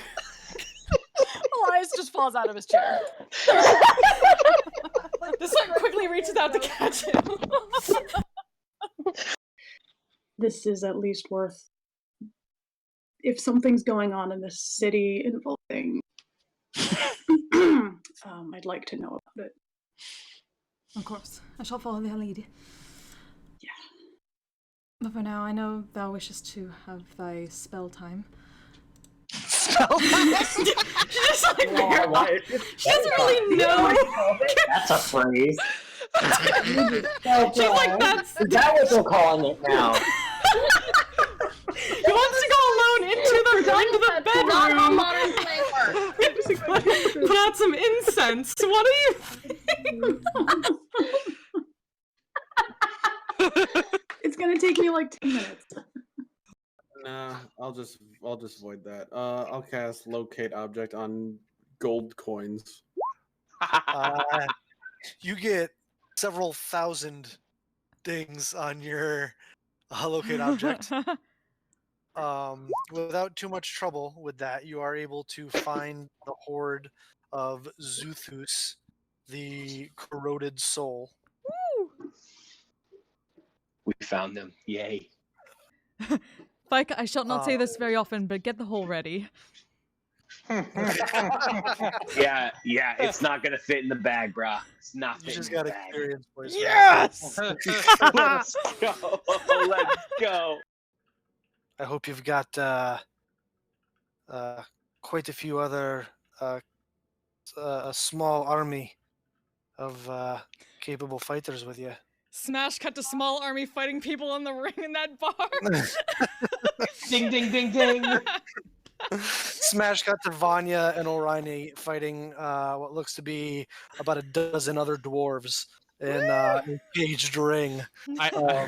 Please tell me Vanya is wielding Orani like a club and is just and he's swinging down, stopping right before that Orani punches. Hey, the punching club, my only weakness. Just leave one leg open so I can kick him too. Smash cut back to the office. Smash cut back to the office of Nostock. You could say we have something along those lines. Specifically, this one's called. That one's called. Fuck. It's a weird name for an island. Fuck. Fuck it! I said really it. don't want to go there. Now. It's Fuck Island. It's either the best or the worst island in the archipelago. So named. Definitely not a mediocre experience, though. So named because everybody who goes there says, "Fuck, this is a terrible place."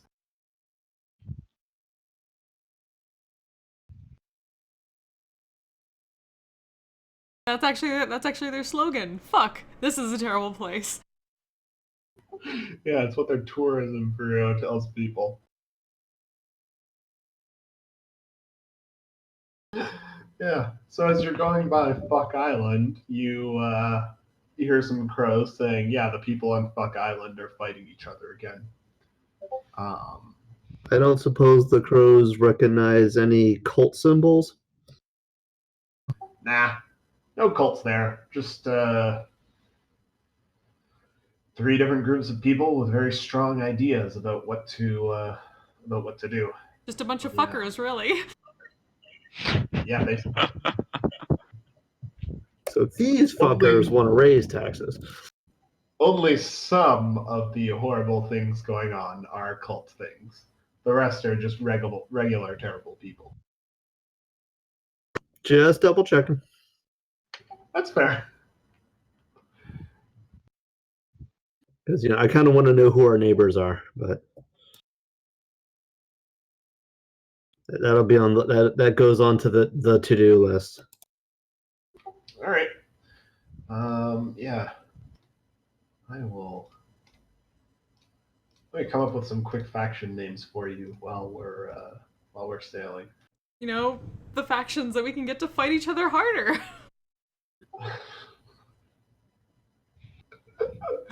Sure. They're already in a turf war. You can't start one amongst them. Okay, so our goal is to stop the turf war. Got it. We need to unite the fuckers against a common foe. Common fuckery. Friends, Romans, fuckers. Under the banner of common fuckery. Oh, I'm so glad we named it Fuck Island. Oh, I thought I didn't have enough caffeine for this, but apparently I do.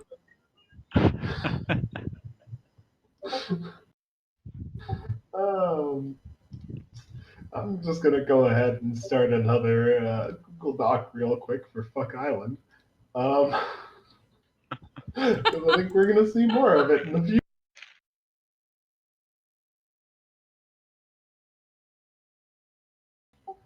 Alrighty. So yeah, you pass by Fuck Island. The fuckers are fighting the fuckers are fighting the shitters again.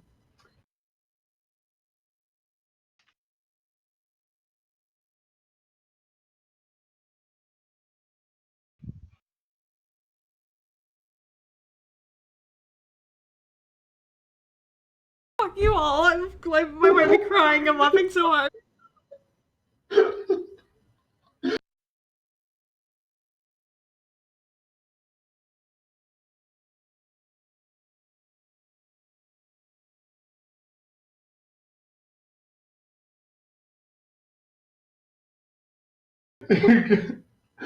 Oh, you're gonna have to give me a second. Okay. Fucking same. If we conquer it and then eventually trade it away in a business deal, we could give somebody a fuck. Or if we refuse to do it, we would not give a fuck. Fuck you! Look at all the I have to give.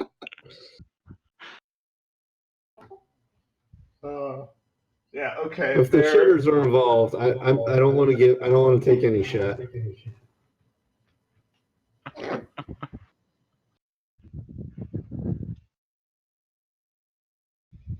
I think I'm just dead, guys. I'm sorry. Okay. So, this monstrous frostworm bursts out from the ice and snow and stone, spitting up bile and creating these strange undead snow whites. But again, these are less robust looking. They're minions. They go down in a single hit.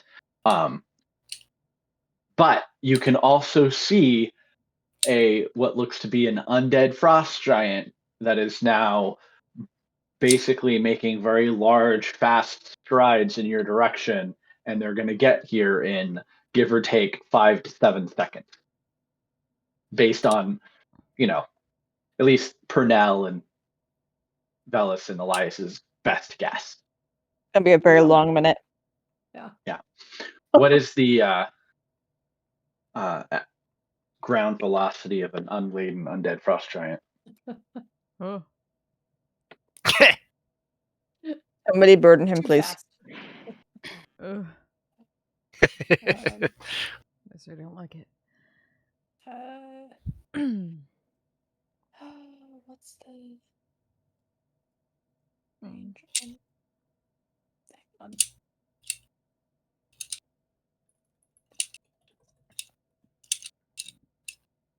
My character sheet not actually have the range of that on it?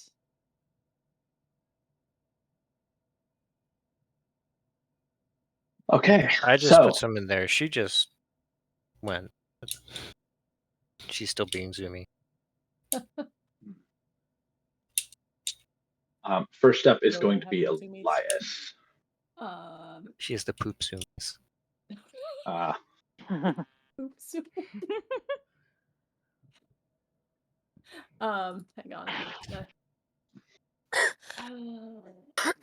Range on 30 feet. Okay.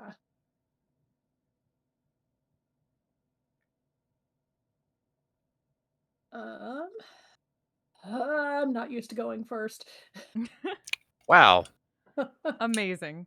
It is Going unusual. first means no one else has run into the enemy Yeah. combat area. Okay.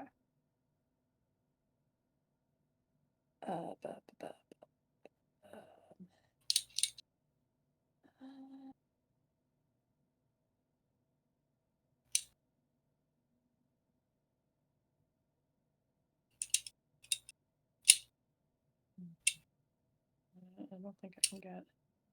Quick question: you said the wraiths were like small spawn, right? They're not Yeah. like So terribly strong. right, minions. So they're basically, for all intents and purposes, similar in power and strength, but they're very, very weak and brittle. And the way it works is they have strength in numbers. And they'll go down. So like if you make an attack against a minion and you have enough damage to kill it, it will die, and then you can actually, if you have enough damage with your strike to kill it and deal at least another point of damage to the one next to it, you'll kill that one. So you can basically like sweep through groups of them. And they're undead, or they're Oh, they are definitely like weird ice undead creatures. Being well versed in the things like that, you can definitely see that these are.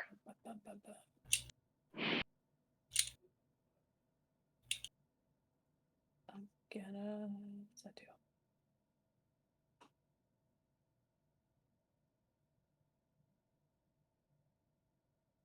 I'm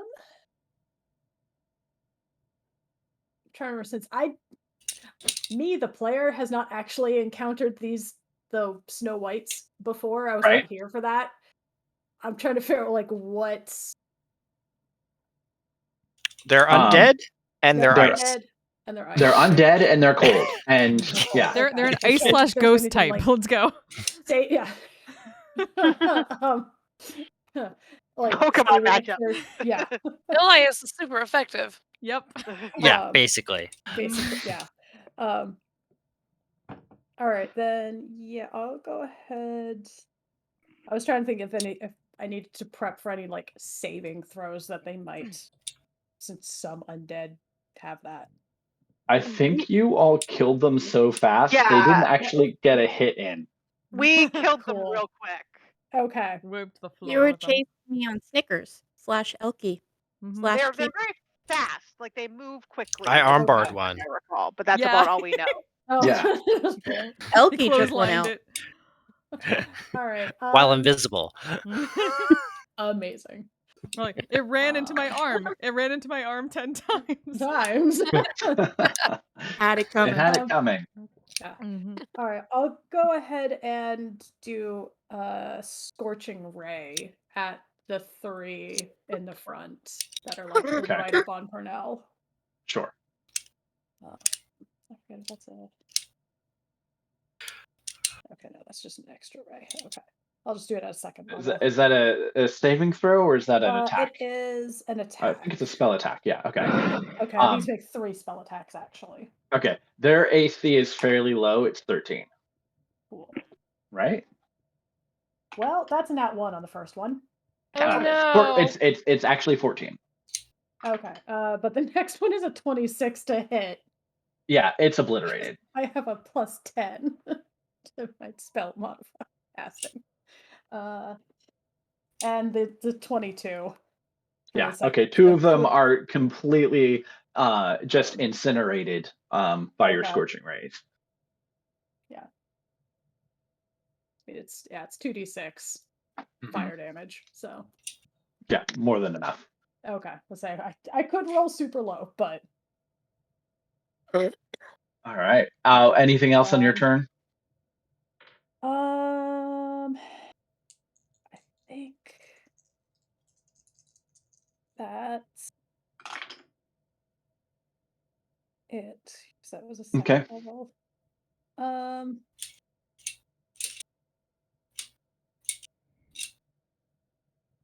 Yeah, and I'll just stay where I am. Okay. Kind of by that tree. Sure.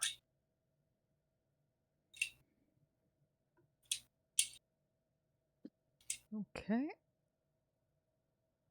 So, once more into the breach, Brunel's gonna run forward up to this thing. Okay. Let's start with that white. Sure. That is.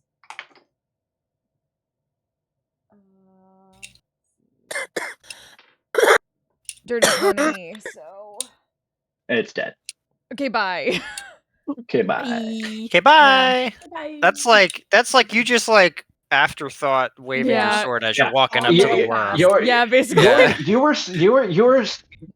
You were basically just like coming back and just swinging for the large creature.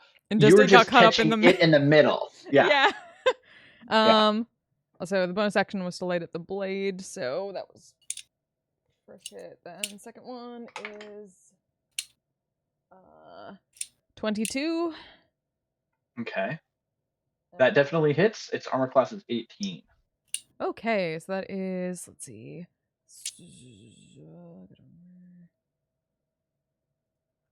Are you gonna let me? Okay. That is 11 radiant and 12 slashing. Okay. Marked it. Then All right. As you carve into it, your magical weapons, finding creases in its large, chitinous armor and its fleshy underbelly. But as you're cutting it, blood sprays and spatters. And when it hits the ice and the snow, you can see more of those snow whites coming up out from underneath it. God, it's down. Bitches be bitches. Yep. All right. So it basically spawns more as it bleeds. Yes. Okay. Yeah, when it takes slashing or piercing damage and it sprays out its blood and hits the ice and the snow, it raises up more minions.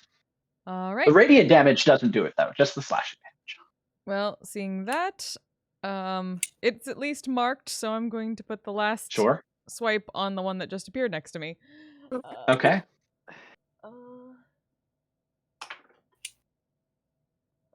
23. So, that is 13 slashing and 9 radiant. It has barely enough time to form before you swipe through its icy body and it just scatters into snow powder. Okay. And then I will keep this thing focused.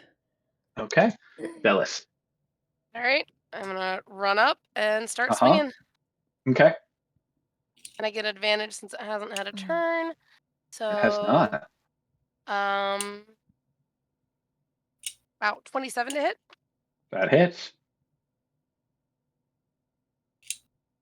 You know what? I'm not going to sneak attack just yet. Okay. 8 plus 6. 14 damage on the first hit. Sure. Second attack. Natural 20. That's what I was waiting on. Oof. Gotcha. You get a natural 20 on your sneak attack? Yeah. It was a. Yeah. Oh. Yeah. Nice. All the dice. Yep. It's so many dice. Full dice. Clicky clack. Oh, okay. Hold on. That one's cocked. Oh God. 20, 25, 30, 35, 42, 45 plus 6 is 51 damage. 51 points of piercing damage? Yes. Yeah, so you must have nicked it in some soft artery or something like that, and just gouts and gouts of its silvery white blood comes gushing out and just splashing, covering your legs. It's getting on Pernell, it's getting on you. And yeah. That's not a plus. God's bellies. You're welcome. I hit things. And I hit it again because I get another attack on this round. Okay. Another natural 20. Oh, fuck. Another natural 20. So Yes. you only get one sneak attack per I only round. get one sneak attack, but it's still a natural 20. Sure. Which is back to the Kraken's bite, so I will add the lightning damage twice again, though. Sure. So, okay. 10, 16, 18 plus 6. 24 damage with that one. Okay. Without a sneak attack. Yeah, so Pernell, you had just about enough time to register that its blood is creating these monsters when Bella's just like, ninja runs up there and stab, and just a half a dozen of these things rise up around you. Yep.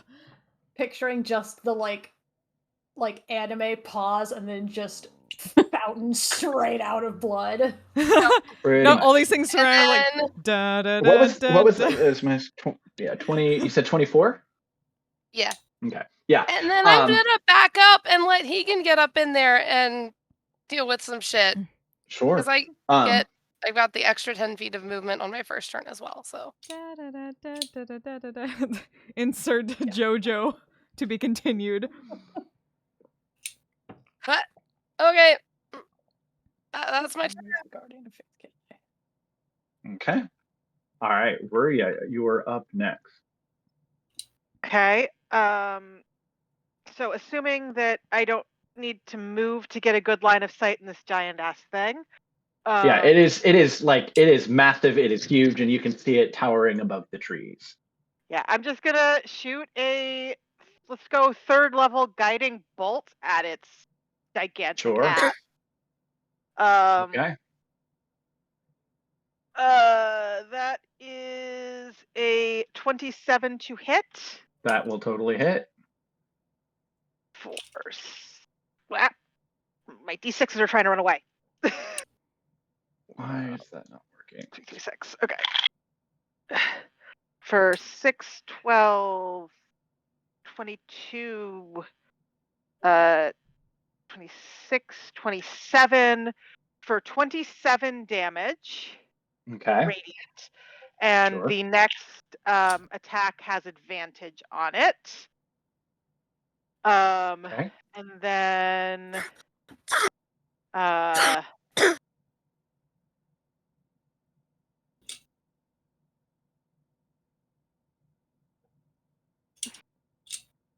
gonna hold off. I'm not gonna do anything bonus action right now. Okay. All right. Aiden. So questions. Sure. How far away is the giant right now? Okay, so it is with, if you've got a long range, it's probably within range. Brendan? Okay. Yes. Please add 8 damage. I forgot my D8s on the second attack. Okay. Thank you. And All right. second question: how large is the giant? The giant is. Oh, I keep hearing noises behind me. It's probably like 20, 30 feet tall. It is large, or it's technically huge. So I think that's 20 to 30 feet. And it is moving. So I would say, looking at where you're currently located on the battlefield,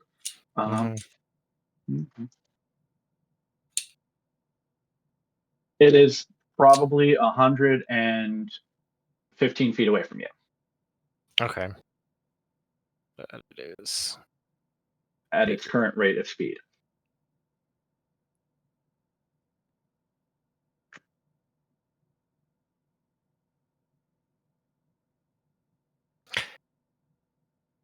It's cold. Well, not all of it. I can see it.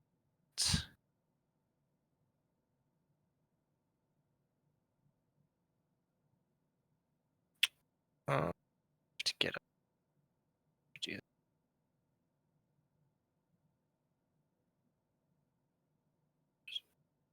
Richard.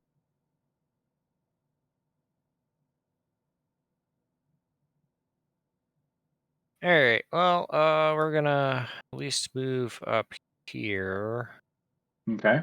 And I'm gonna curse the big worm. Sure. Big worm is cursed.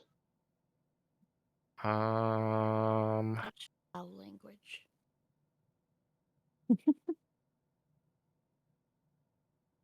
And yeah, why not? Let's just shoot Eldritch Blasts at it.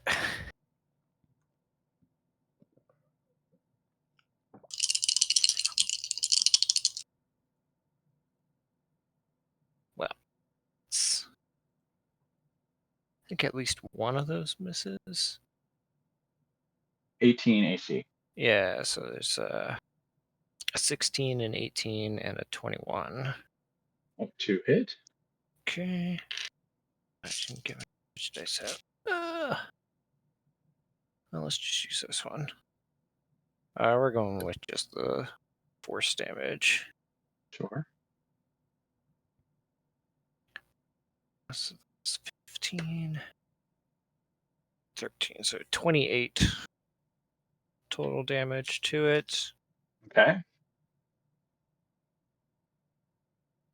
And yeah, I guess that'll be my turn. Okay. Keegan.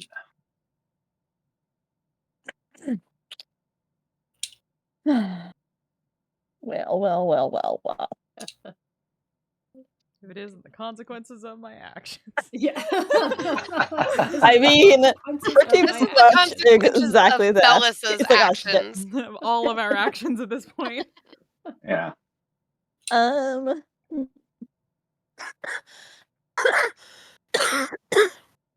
over. What is this weird square thing up here? What is this? Yeah. Oh, the glowy sword thing? Oh, that's That's Elias. That's Elias's guardian. Yeah, Gotcha. guardian Yeah. faith. Gonna hide under it, apparently. I can adjust it and move it a little bit so that it's. I just didn't see it put down, so I was just like, what the fuck is this? For now. What the fuck it is? There. Maybe that's a little bit clearer since it's not blocking anything now. Yeah. Sorry, I'm just trying to... How high is the... Is this actually like a wall here? Yeah, that's about 10 to 15 feet tall. Oh, I can jump that. Oh, easy. Yeah. Yeah. We're just gonna hop up here. Okay, sure. Casual 15-foot bunny. The return of the jump. Let's go. The Snow White are not large and are too far down for you to hit, but you can easily hit this massive Yeah. That's what he's going for. Okay. Is actually, hang on, I always forget how this one works. Is one of the I remember how wide this. Okay, cool. He's gonna go ahead and use the charge on his glaive and just aim for the thing's head. Okay. Sure. Please. unleashing a lightning attack. Is that a dexterity save, or I think we rule that as like an attack that you make. Yeah, well, I have to roll an attack, but he does have to make a DC 13 dexterity save. He just takes half damage on a save. Okay, let's see here. Oh, wait, actually, hang on, wait a minute. It was no, on a just 13 kidding. for a moment, and then it Okay, fell to a 5. That's actually fine because it's anybody else in the way has to make a save, not the thing that I'm attacking. And nobody's in the way anyway, it doesn't matter. Okay. Let's see here. I have to roll shit on my dice.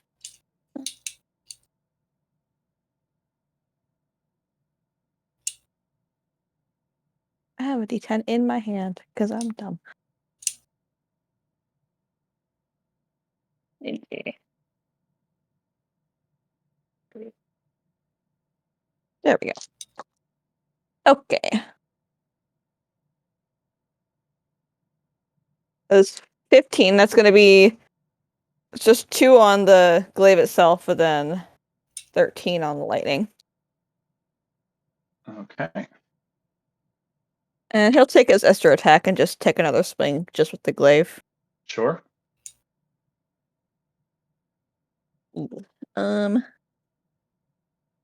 18 to hit. That'll hit. Wasn't that nobody else attack? actually? You have advantage because of guiding bolts. Or Yeah. oh wait, no. Yeah. One of No. my attacks would have had advantage. Yeah, you had advantage. In which case, why don't you re-roll the one that missed? Yeah. Okay. Good call. Yeah, that's a hit. Oh. Okay. So add an extra however many. Another dice 19. damage. Okay. This reminded me though. Hang on a second. At every game, I forget how my fucking shit works, man. Mood. Where'd it go? I have DM inspiration too. Okay, no. Did we say that hit? The last one hit? Yeah. Okay, my brain got confused. I was focusing on what Aiden was doing. Right. How much damage for that last strike? 8. 8. Okay. All right. So, with your strikes hitting it up high, the blood that is spattering is landing on the higher elevation where you're standing, and 2 of those snow whites rise up out of the ice and snow and stone. Fine. I'm sure it's fine. Yeah, it's fine. Cannon fodder. So Yeah. this creature bursts out of the ground and is just immediately beset on all sides. So it's going to just thunder forward and chase after the one that stabbed it really, really hard, because it is very injured. Oh. Oh. It's yeah. It's moving, so you get a hit on it. Yeah, but, I do. Right. But I also so here's the thing. This creature is a good 20 to 30 feet wide and a good 50 to 60 feet long. So you can get your hit in, but you're going to have disadvantage on the dexterity saving throw to not get crushed as it rolls over you. So you can either dodge out of the way or stabby stab. As soon as it moves a foot, I attack it. As soon as it moves, I attack it and reduce its speed to 0. I'm going to say that this is a gargantuan creature, and you can't cut its Achilles tendon. And unless it's explicitly a magical thing that does it, you're not going to stop this creature's momentum because it is so many more times your size. Unless you're saving from Final Fantasy VI and you can just suplex it into the ground. Right. Unless you can suplex the train. Suplex the train. Suplex the train. You can get your attack, but you will have disadvantage on the dexterity saving throw. Okay. Then that is 24 for Hegan. Oh, Hegan, you're fine. You're not. You're up. You're up on the cliff. Yeah. Yeah, you're up on the cliff. No, I was saying opportunity attack if he's moving. I mean, I don't think it's out of He's your not range. moving out of your range. Gotcha. Okay. Yeah. Gotcha. Then 15 plus that, so it's where are you? Like, I realized that this giant's on the other side of me now. I'm by myself. Yes. 13 plus 13 slashing 7 radiant. Okay. And I'll do my disadvantage dex save. So many tiny ice people. Oh yeah. Fuck. Thank you for finding that. Yeah, no, that's One of my favorite 12. 12 dexterity. You No, need to make 10, a. But no, sorry, 10. Oh. Yeah. Okay. It's 15 dexterity to not get squished. And basically you get that good stab in, but then you basically just get bowled over by this massive worm and you take 20 points of bludgeoning damage. Oof. And you're currently restrained underneath it. Oh, nope, not what I wanted to do. Until it moves off of you. Or you make a escape roll or something to get out. And it's trying to eat me. At least now. has disadvantage on anybody else. It will have disadvantage. So it is going to make a bite attack Okay. against Velis. Question: can it be blinded? No. It moves into the Guardian's range as well. Okay. It does go right into the Guardian's range, Yeah, though, so it needs for to make. sure. Okay, I was about to say, can I use warding flare? But if it can't be blinded, then I can't. No. But It's a it does burrowing creature. I would assume. It's a burrowing creature with tremor That's why I wanted sense to and check blind before I sight. used it. I was like, Did let me roll just over check. its whites. So it needs to make a Dex 18 save as it enters the. That's a no. Yeah. Yeah, for the first time on a turn, it has to make a Dex save. Cool. All right, and so that's 20 radiant. Yep, 20 I radiant. just want it known before this thing bites my face off that I did the thing. I moved away. I was a good boy. You didn't move away far enough. I only have so much speed. Okay. I'm gonna assume that a 26 hits your armor class. Hold on. Yes. Okay. Okay. Make a note of All right. So you take 22 piercing and 10 cold, and I need you to make a dexterity saving throw as its mouth comes down over on top of you. Cool. As it does so, it's making this horrible trilling noise, and I need everyone within 60 feet to make a DC 20 wisdom saving throw. And if 25. you're in Would the be aura, we get a plus 4. everybody. Oh. If you're Oh yeah, the Hero's Feast do anything? What's the? That's yeah, advantage. It's a wisdom save. Advantage. It's advantage, and then if you're in the aura, it's a +4. Right. Jeez. I already had it, so I can't. 25 on the dex, 18. 14 on wisdom. Okay, sorry, Okay. it was a wisdom saving throw. I was just making note of how many. DC 20 wisdom saving throw. Okay. If you fail, you are stunned. Oh, I'm immune to stun. Same. Okay. Yeah. I'm not saying, but I am stunned, rather, is what I meant to say. Okay. I was like, oh, okay. All right. So it's Oh wait, it comes the mouth comes down and you like What the dodge out of hell? the way. I have DM 32. inspiration from something. Holy shit. I have inspiration marked. I'm gonna use that Okay. on this because I rolled real bad. That's worse. Cool. Oh no. 15. High five. Okay.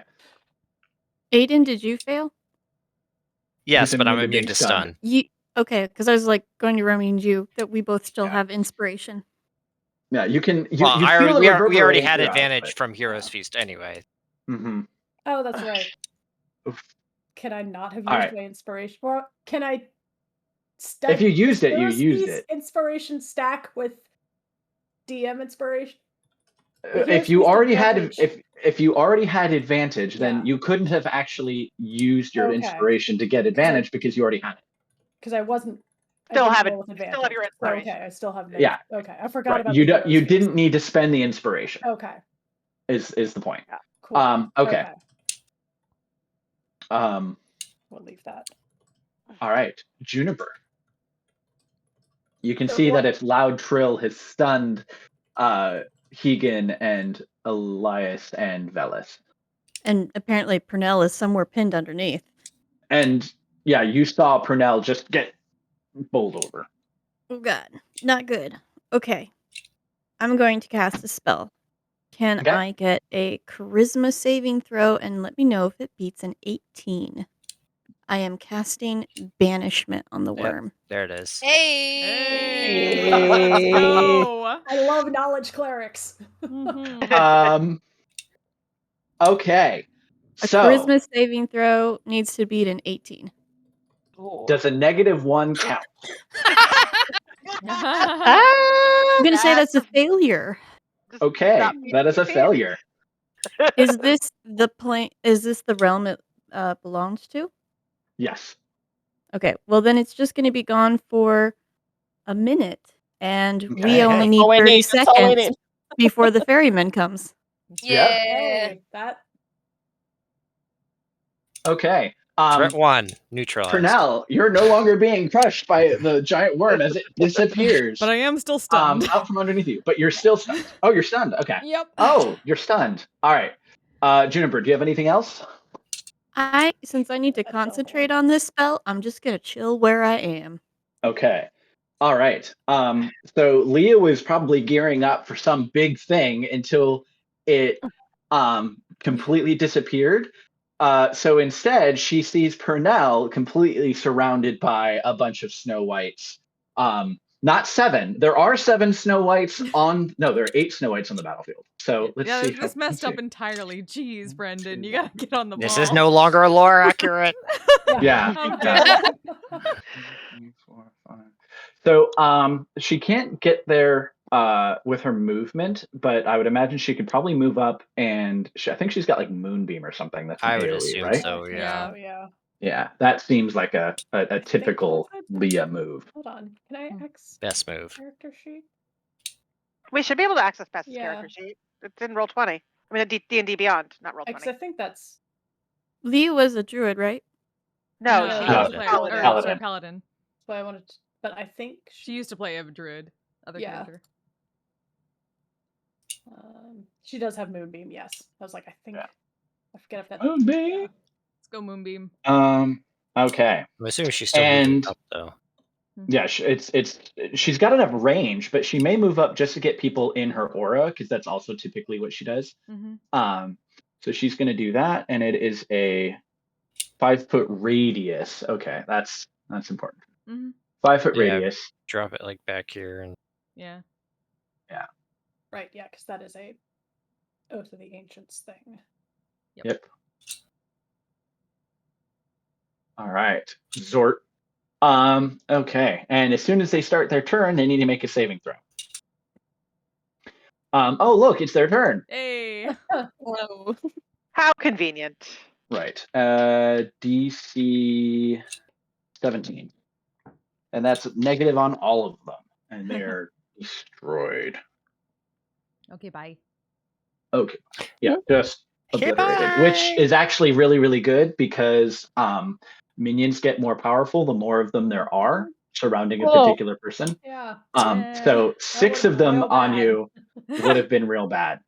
Fine. As it is, there's only 3.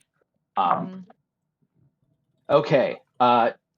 So you only take you take 8 points of cold damage, and you need to make a saving throw. You need to make a Constitution 13 saving throw. Okay.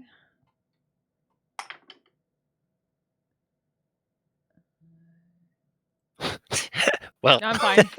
my curse is basically useless now that it's gone and not dead. You can drop concentration. All right. I mean, it's not really concentration. It just lasts until I'm incapacitated. Wherever it Oh, is, though, gotcha. it's still cursed. Right. Yes. That curse will still be there when Cursing it comes from back. beyond the Right. veil. Question: does anyone speak Giant? I speak Nope. Dwarvish. Oh wait, was I prone? You were prone. Yeah. Gotcha. So those were crits on me if any of them got it right, because of stunned and.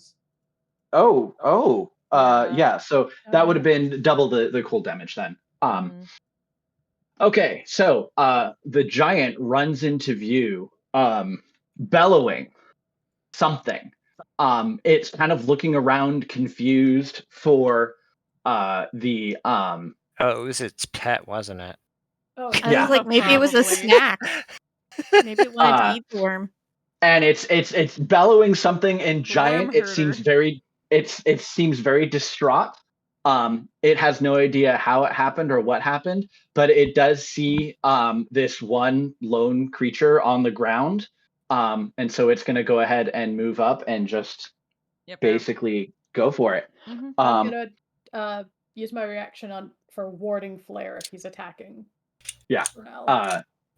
Yes. So, So it that negates the advantage. Good. it negates the advantage. So is it just auto blinded or does he make a save? It's It's not disadvantage. blinded. It's disadvantage on the attack. Oh, you just give disadvantage. Okay, Yeah. but it doesn't So affect It doesn't creatures. work. Because it's like a flash of light. Okay, Is how so flavored, it's so yeah. If it can't, it's be got blinded, this it doesn't work. massive Just straight axe. Yeah. All right. What is your AC? 18. 18. All right. So the first one will definitely hit. The second one will not. Well, it's only And disadvantage on one of the attacks, right? Yeah. Yeah. I think. So it's advantage on the other one. Or it would be normal roll in the first one, then disadvantage Normal on roll the in the second. first one, and then because it only is one attack, I think. okay. So the first one is a normal roll. It hits you. The second one, since it's not at disadvantage, still misses. But because you're stunned, that's the auto crit. So you take 50 points of slashing damage as it buries its axe. Luckily, though, your blood is not creating a bunch of whites because you just shed a lot of it. Yep. I don't think I'm bloodied. My blood. Okay. Also, oh yeah, I'm bloodied. Just a little bit. You can all see a cloud of mist begin sort of growing and rolling in off of the water coming in. So I had these circles that I was going to use and cross them out as like little checks, but for whatever reason, I couldn't get them to leave the dang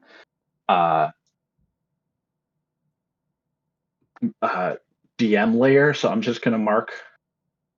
So basically, once 4 rounds go by, the ferryman will arrive. And this is the second round. So we've got marking it with these circles. Oh no. 2 rounds. Ooh, that was fast. Yeah. Here we are. No, well, we're guys. on the second round. Yeah. We're just starting the second round. Right. Okay. And Elias, you're up. Okay. The ferryman gets here at the end of the 4th round. Okay. Oh, I'm sorry. The whites that were up on top of the ridge go for Keegan, and that is 1 hit for 10 points of cold damage. If he's stunned, is it still just 10? They have advantage. And no, that is then going to be 5. So they hit you, and then it's doubled, so you take 20 points of cold damage because it's doubled, and they both hit.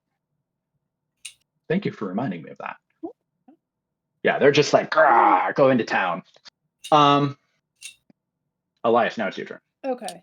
So Elias failed the saving throw from. Is he still stunned? Yeah, you can save it. Oh, it wasn't a to crit end. on Hegan because he was still up. I was prone. That was why I got the auto If crit. he's stunned, is it? He's stunned. No, If you're stunned, stun you- only gives disadvantage or gives advantage on you, and like you automatically fail strength and dex saves.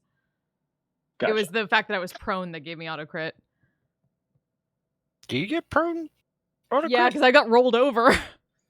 Well, if you're incapacitated, you can't take actions or reactions. I don't think you take auto crit from prone. You don't. Well, no, it's you get it.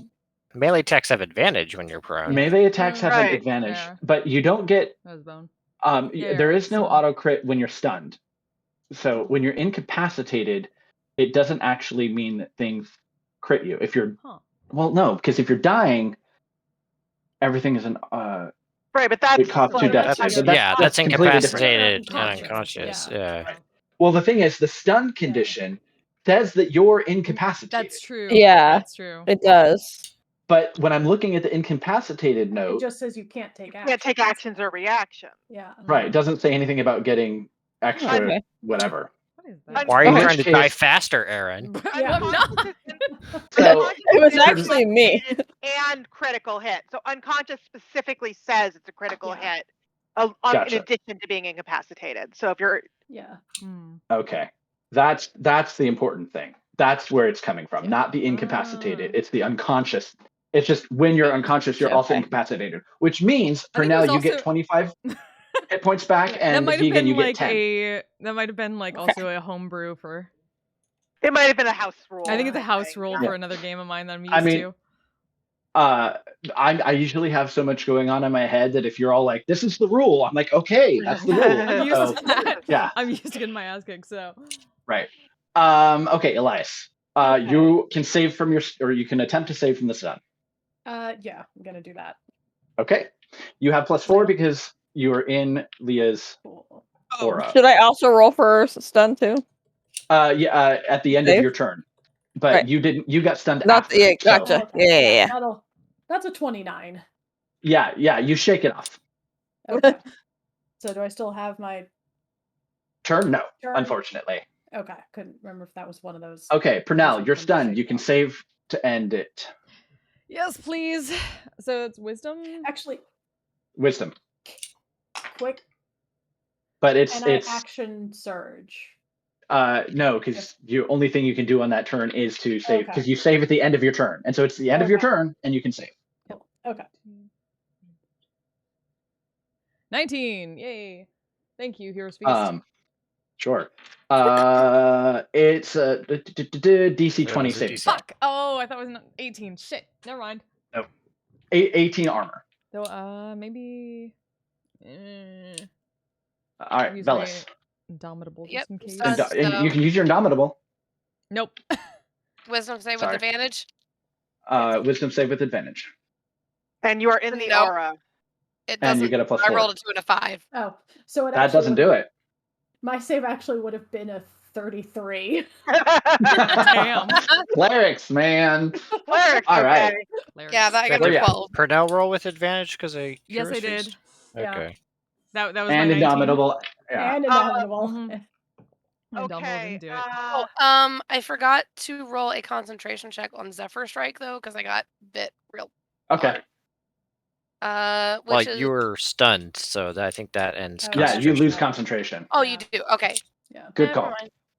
mind. Okay. So operating under the assumption that we need to get rid of these annoying enemies before the ferryman gets here. Please whittle them down enough so we can run. Or at least whittle them down Yeah. enough to get rid of. Yeah. You know what? Actually, we're just gonna. Well, I'm trying to figure out with so many people stunned in there what she'd do. Because Pernell's still stunned and Velis is still stunned, right? So is Tegan. And so is Hegan. Velis, I think, saved. No, Well, Save. Elias Okay. Velis saved. I think. saved. Velis and Elias saved. Oh, okay. Wait, Velis saved? No, No, okay. I thought you Not didn't mean saved. that. I was, Okay. I was like, I don't think Velis saved. I did not. So I'm reading the. I'm gonna message the Discord. I'm looking up something.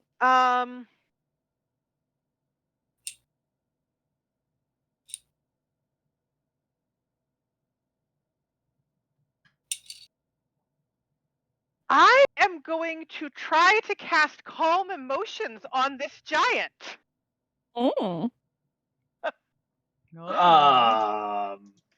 That's a stretch, because I mean, yeah, even if it's distraught about its pet disappearing, it was still attacking us with hostile intent. It is different about a creature of my choice that it is hostile towards. About creatures of my choice that it is hostile towards. That is what the spell description says. It's a really good spell. I believe in you. I believe in this. I mean, if it would absolutely not work, Weary would know that, and I wouldn't do that. But I it mean, does say make a it target. says indifferent about you can creatures of make your a choice. target indifferent about creatures of your choice that it is hostile towards, and it is very hostile towards all of you because you disappeared Fluffy, which apparently is now the thing's name. Yeah, Um, it is now. I feel like that was another However, person. the thing is, it would probably consider all of those Snow Whites its friends. Yes. So if those are harmed in any way, it will drop, and they're not going to be affected by it. Yeah, they're not gonna stop hitting us. Right. Yeah, I mean, I guess the problem is I'm trying to get. I think Weary is worried about Purnell. I guess given Weary is worried about Purnell. I got it. I got it. Well, it doesn't mean they're going to stop hitting us. Purnell and Hegan are both stunned in there. So yeah, that's fair. They are friendly with it.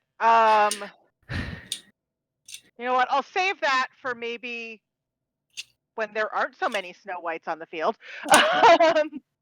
And instead, I will take Eldritch Blast at the 3 surrounding Purnell, or at the first one, and then go from there. Sure. The one closest to where, yeah. AC 14, one shot will do it. Okay, yeah. First one hits that guy. That was a 19 to hit. So it moves to the next one. That's a 21 to hit. Yep. And a 22 to hit.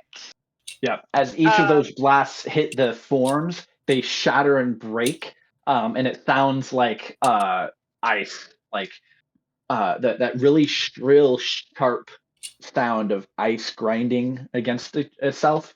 Not having a good time being covered in like white skin, like. But the thing is, once they break apart, they just turn back into snow and ice. There's no goo associated. Oh, thank fuck. Yeah. So it's just the blood from that thing. Yeah, And then it's just I'm the one gonna- blood from Fluffy. And then I'm just gonna pump. You know what? I'm just gonna pump all of my healing light into Purnell, who is stunned and presumably still prone over there. Right. Not bloody though. Okay. So. Nope. Right, but it's not a spell. It's just it's an ability. 12, 16, 19, 20 HP back on Purnell. All right. And that is my turn. I think I'm going to stay back where I am because most of my stuff is ranged anyway. Okay. At the end of your turn, Hrothnir is going to take a legendary action as he reaches down and picks up Purnell and shouts something very angrily in Giant, and then proceeds to throw Purnell at the nearest group of people. Oh fuck! I'm not again. This has happened before. This has happened before. Okay. So that's going to be. Is Velis still stunned? Yeah.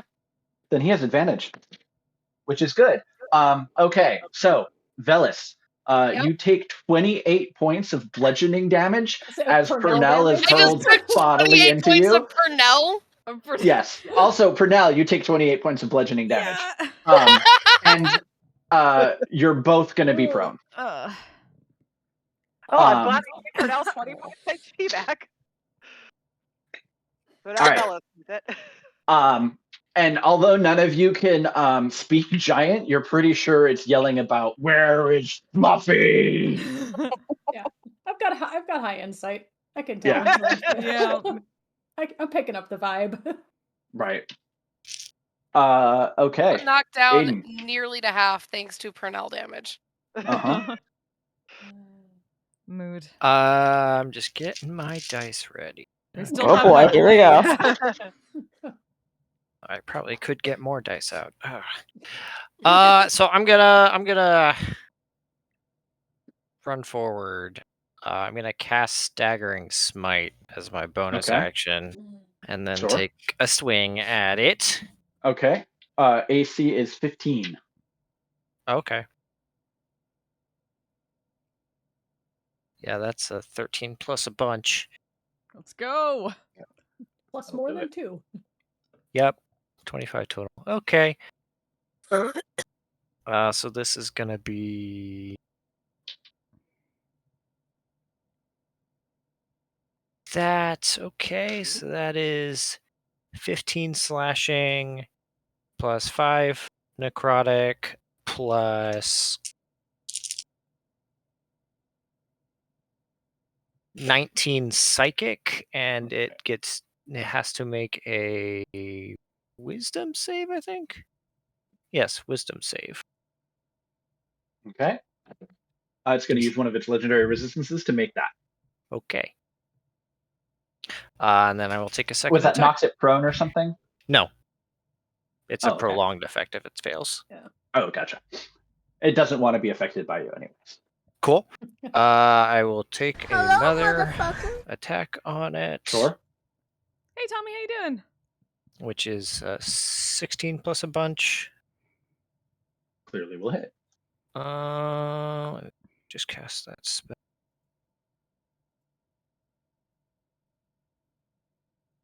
Yeah, and I will throw an Eldritch Smite on this one. Sure. Make sure I'm getting dice. 68. 3.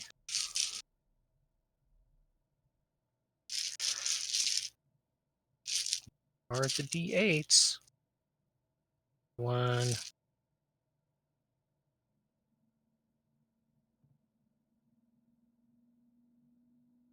There's no. Alright. So that's another 10 slashing and 5 necrotic. And this one is cocked. So it's 10, 19 force on top of that. Okay. And I can knock it prone if it's huge or smaller.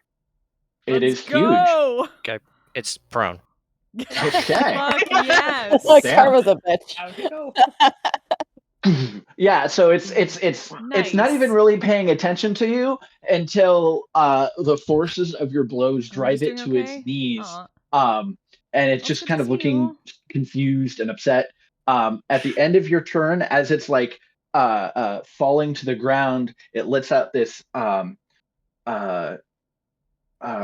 like a sigh, and there's this cloud of freezing mist that emanates from it as it uses a legendary action to deal 10 points of cold damage to everyone within 15 feet, which I think is just Aiden and Hegan.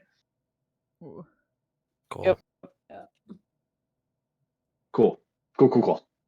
Literally. Mhm. Okay. Very cool. Quite literally. Hegan. Cold. Was Hegan stunned? Because then you can save at the end He of is his turn. stunned. Okay. It is a wisdom saving throw, so you have advantage, but it's DC 20. As the sort of ringing in your ears is Nope, he's still incapacitated. stunned. Okay. Hegan. All right. Buddy. This is hard. Fluffy is like having just fun sort of in floating the in demiplane. the astral sea as like bits of its blood kind of drift off with no ice or snow to catch on to. Yeah, they And we're changed around banishment in the most recent UA that they get to save at the end of each turn. Yeah. Oof, that's a mean UA. Yeah, I saw that. Yeah, I DC 20, understand why they did that this is because banishment a takes away your challenge. toys, and that's not fun for dungeon masters. Yeah. Why you need more than one. That being said, I haven't brought that in because that's not in the house rules yet. So Juniper, it does not do the thing at the end of your turn. Its turn. So if it is prone, it has The giant is disadvantage on prone. dex. It does have disadvantage on dexterity saving throw because it's prone, according to the. Is it? Disadvantage on attack rolls, and yeah, it doesn't have disadvantage on saving throws or anything. But if you haven't figured it out by now, or if the group hasn't told you, I can never make saving throws. So He is usually pretty It's bad. actually a strategy that most of us use. Every now Right. and then he does make a saving throw, and it's Oh, very. that's why you have legendary resistances. Yeah, but that's he's that's used a why lot this of. isn't just any old frost giant. This is Grothnir, the undead frost giant. DC-21, yeah. But he Scourge. has used a lot of legend. He's used a lot of a legendary resistance and actions. He's a lot used one this resistance turn. and 2 actions. Yeah. Okay. Yeah. All right. He has 2 more resistances, and then, well, he's already used up his actions for the turn. Okay. Well, round. I'm gonna do a yeah. 5th Right, level flame strike. So can he make an 18 dex saving throw? Well, let's see. Dexterity, you say? Yeah, 18. No, he cannot I make that. can't. It's 12.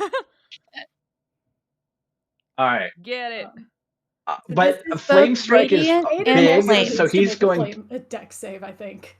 Well, no, if it's centered guess far where- enough depending where back, you put he's it, big. Oh yeah, she It's can fine. position it so it doesn't hit me. Yeah, He's going to go ahead and succeed on that saving throw, using up another of his legendary resistances, so he'll only take half of whatever you're about to throw at him. Okay, so it breaks down in both flame and radiant, so I'll break it down both for you just in case there are resistances or things that he's weak to. Hopefully, as an undead, he's weak to radiant. I don't know. So it's 20 radiant damage and 8 fire damage. Okay. All right. He's not vulnerable to any of either of those. I'm Okay. very sad on this. Yeah. All right. Well, it's Leah's turn, and I think that the battlefield mostly being clear, Moonbeam's still up. Yep. Oh yeah, he was in it. Giant. Yeah. He's in it. He's in it. So is that it's when it moves, but he. Well, he walked into He it. walked into technically. it, so yeah, he took that when he walked into it and did his Yeah. turn there. So that was actually, I think, like the one time I make that save. So it's DC. No, it's wait, no, Constitution. He's got a good Constitution, right? Yeah, he's got a +5. That's the only reason I made it is because it has a +5. Is Moonbeam concentration or Constitution? Yes, it is Did I say Constitution. concentration? It's Constitution, yeah. Well, it is concentration, but is it Constitution save? Yes. Yeah. Wow. And it takes some radiant Interesting. damage Constitution. from it. Where can I get? There we go. All right, start. And then Leah, she's going to go up and just smack the thing. But it's an undead creature, so she's going to drop a smite onto it. Get smoked. I roll with advantage because it's prone. A natural 1 and a natural 20. Yay! Yeah, so she does a ridiculous amount of damage. Paladin. Paladin crits are. The paladin Yeah, it's- just hit a paladin. Max the spell slot. Yeah. Do it. Yeah, I mean that's what you would do as a paladin. That's literally what she would do. I'm not as familiar with it, so I'm not sure. So it's well, she gets extra because of her Holy Avenger glaive as well. Right. That's Divine Smite. You can expend a spell slot to deal 2d8 extra radiant damage plus 1d8 for each spell. Max. Okay, what's Yeah. all right? This is I've never played a high level paladin. I don't know how any of this works. Okay, so she has 2 4th levels, so she'll spend that. So she has 2d8 plus 4 more d8. So 68. 68. Plus whatever she gets from her glaive. Yeah. Right. Which is 1d10 plus 5. Yeah. Plus, well, I'm pretty sure the glaive does extra damage.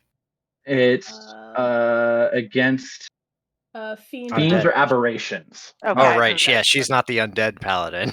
Yeah. She took it against. And then Okay. and then it's a crit. But it is a crit on a 4th level smite. Yeah. So that's 8. 12d6 worth of damage. D8s. D8s. Yeah. Oh, right, D8s, yeah. What a smart Plus the glaive roll. damage. So many 2s. Oh. Oof. That's a rough roll. Yeah, that's because she wasn't making it herself. That's why. The downside of DM. Yeah, I'm not going to roll that much because it's not my character, and I'm just going to put in the numbers. But it was a big hit, and She gets the this- second hit. Yeah. Oh right, she just straight Gets up another hit. gets multiple attack, with advantage, which is good. All right, and that's another. Let's see. All right, another 11 on top. Yeah, with those strikes, it is clear that this large creature is very hurt now. It's more than bloodied. Okay. Now it's the white's turns. Let's see. That's advantage against Keegan, which is good because they wouldn't have actually made it otherwise. And that's going to be 10 points of cold damage against Keegan, as they're just like beginning to like gnaw on you, and you can just feel the cold. Very stunned and very cold. Yes. Yeah. There's like there's like ice and frost beginning to form across some of your scales where they're like holding on to you. Yeah. Okay. The giant's gonna stand up, spending half of its movement.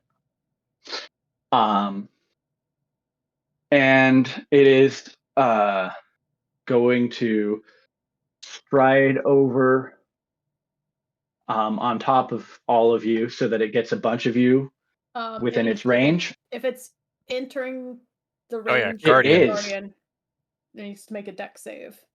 And it fails. That's He's not going to care. He's just going to take the damage. But he's going to make a big swing attack. And so that's going to be an attack roll against everyone within his reach, which is all of those people there. Purnell and Velis and Hegan are all prone, so he has advantage against you. Can I? Reach Is it Keegan up there? Can I? What? Warding. Well, You could warding flare one of them Well, because he's actually, making multiple attacks.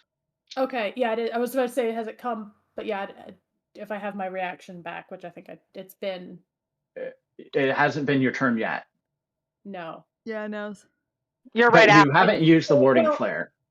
Because the No, last time you yeah, used the it warding was- flare, right, was last turn I saved, so I do have it back. So yeah, I will warding flare.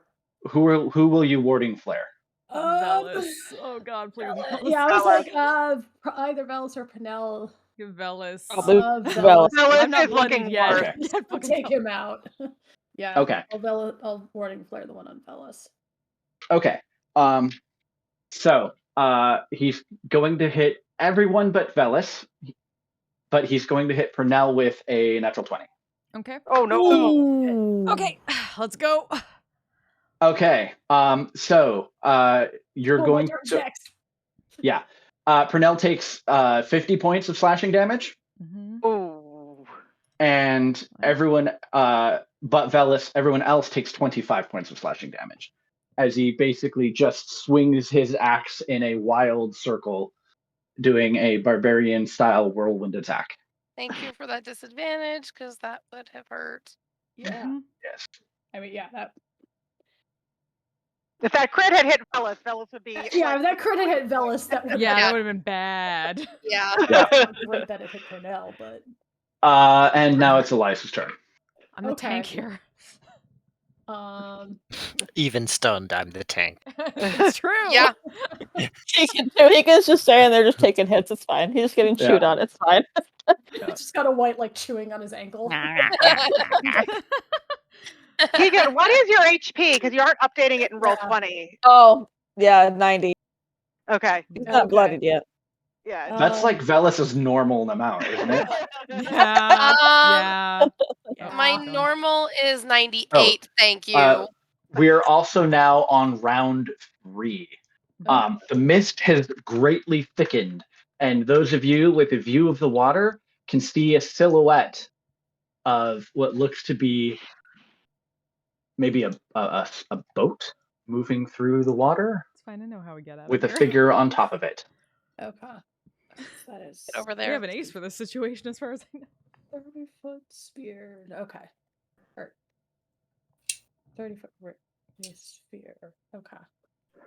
Hang on. Okay.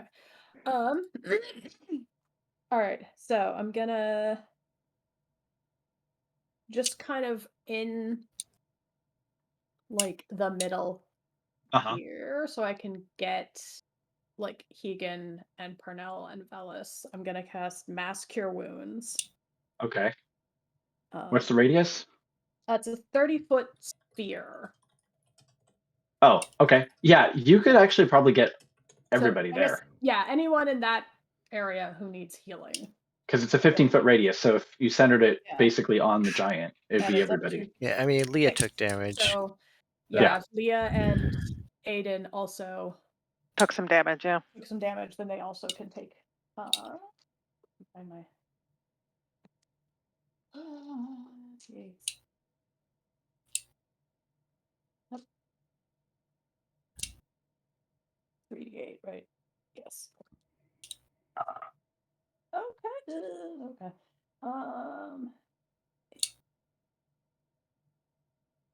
11.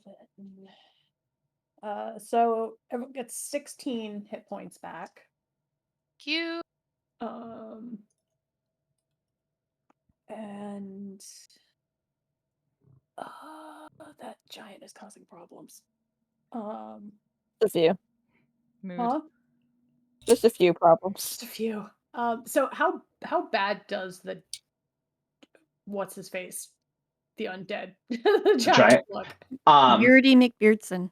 He's undead. Hrothnir. Hrothnir. He's undead, so it's hard to tell because they don't normally like bleed like normal, but it's looking very hurt. Okay. Yeah, I'm trying to calculate like how much damage he's actually Yeah, I'm taken trying to over the figure out course how of the fight. because I think I'm gonna action surge. I'm just trying to figure out how big of a hit do I want to try and Did get on this did you guy. do healing then? Yes. I don't know how I didn't hear how much. You get 16 hit Okay. points back.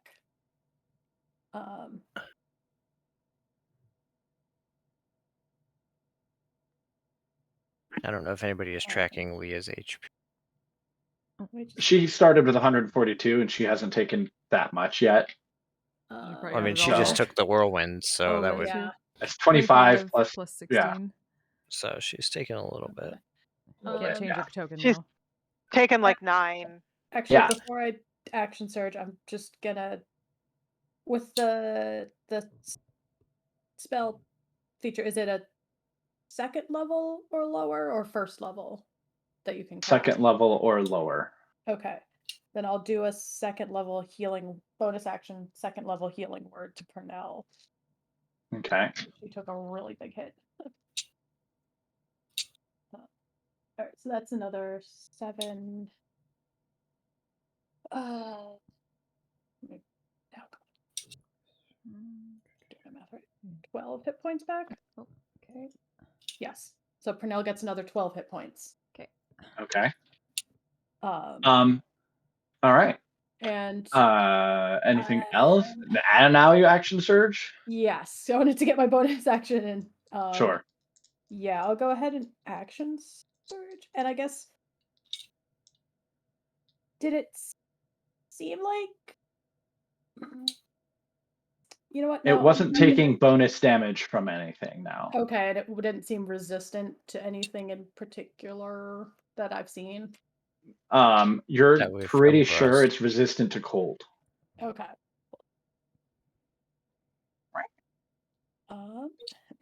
In that case, I'll I have a familiar. Kitty. Catkin. Aw. That's probably really beefy. Yeah, I'll do. Oh, hey Fred. Thanks so much for the raid. Hi. How's your stream? Sorry, my alerts She are just not. sits and My stares at me audio over from my my shoulder alerts like a isn't creep. working. I think I know why. Maybe let me see. I suddenly realized. I will do a third level guiding bolt. Okay. At it, debating. That's my face.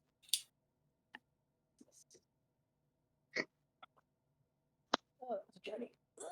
I don't think that's maybe 16. That's enough. Yes, AC is 15. Okay. I need what? Later. What? He's either complaining about dinner or complaining that he doesn't have his pillow. She just wants Random nonsense. attention. That's always good. Hello. Yeah, this is a tense battle, even though I've been stunned for most of it. Okay. I've still been tanking while stunned. Though people keep healing my ass, so I suppose not tanking too hard. So that is 16 radiant damage, and the next attack will have advantage. Okay. On it. And I'm gonna Um, back up a little bit. Just start heading kind of towards the. I'll just back up here-ish. Yeah, after you throw your guiding bolt, it kind of staggers back up against the stone there. And you can actually see like part of it falls back and part of the building gets damaged a little bit. But it's following you now. And at the end of your turn, it's going to use one of its legendary actions to grab a prone character in range, which is going to be Hegan. And he's going to throw Hegan at Elias. Oof. The Snow Whites both you. made the Snow Whites both made their strength saving throws to hold on, so they're going to be holding on to Hegan while Hegan gets thrown. Okay, I was about to say, can I try and catch Hegan? I don't think I can catch all three of them. What's your strength? I don't think you can catch Hegan. It's 18. Oh, maybe, but Elias Roll for it. Yeah. Roll for it. Roll for it. Go.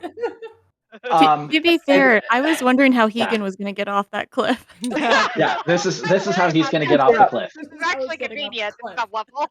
He can Right. get off of most things. He can jump, so. Not when he's stunned, he can't. No, not while he's stunned, but he would easily get off once he stopped being stunned. Like you stop being stunned. I'm going to He was rule stunned this forever. that since Hegan is larger and heavier, and there's also 2 Snow Whites attached to him, that it's going to deal a little bit more damage than when Pernell got thrown at Velis. Also wearing armor. Yeah, he's big. He's also wearing armor. So I'm going to go ahead and say, let's see, you'll take 46 points of of Hegan damage. I was As gonna say, do I get any kind of save or? I will say with your strength, you're not going to catch him. Like His AC is also physics. 20, so. It has a +9 to hit, and it rolled a 13.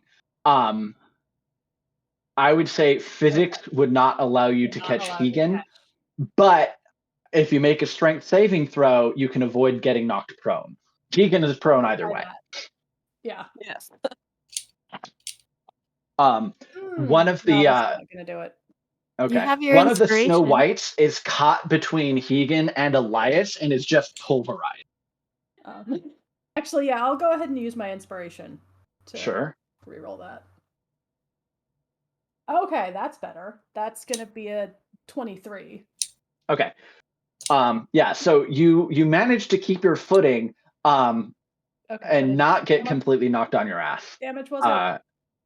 It was 46. 46. Okay. And Hegan's going to take Hegan's not going to take as much damage. Hegan only takes 28 points of bludgeoning damage. All right. And now it's Pernell's turn. Okay, let's hopefully get out of this done now. Oh, you have advantage. You're in the aura. Yeah, I know. Yep. Okay. I'm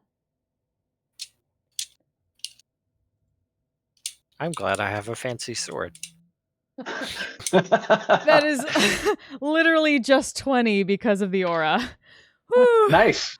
You can. There is a very distraught and very angry giant that is like leaning up against the stone, but you're just shaking off the effect.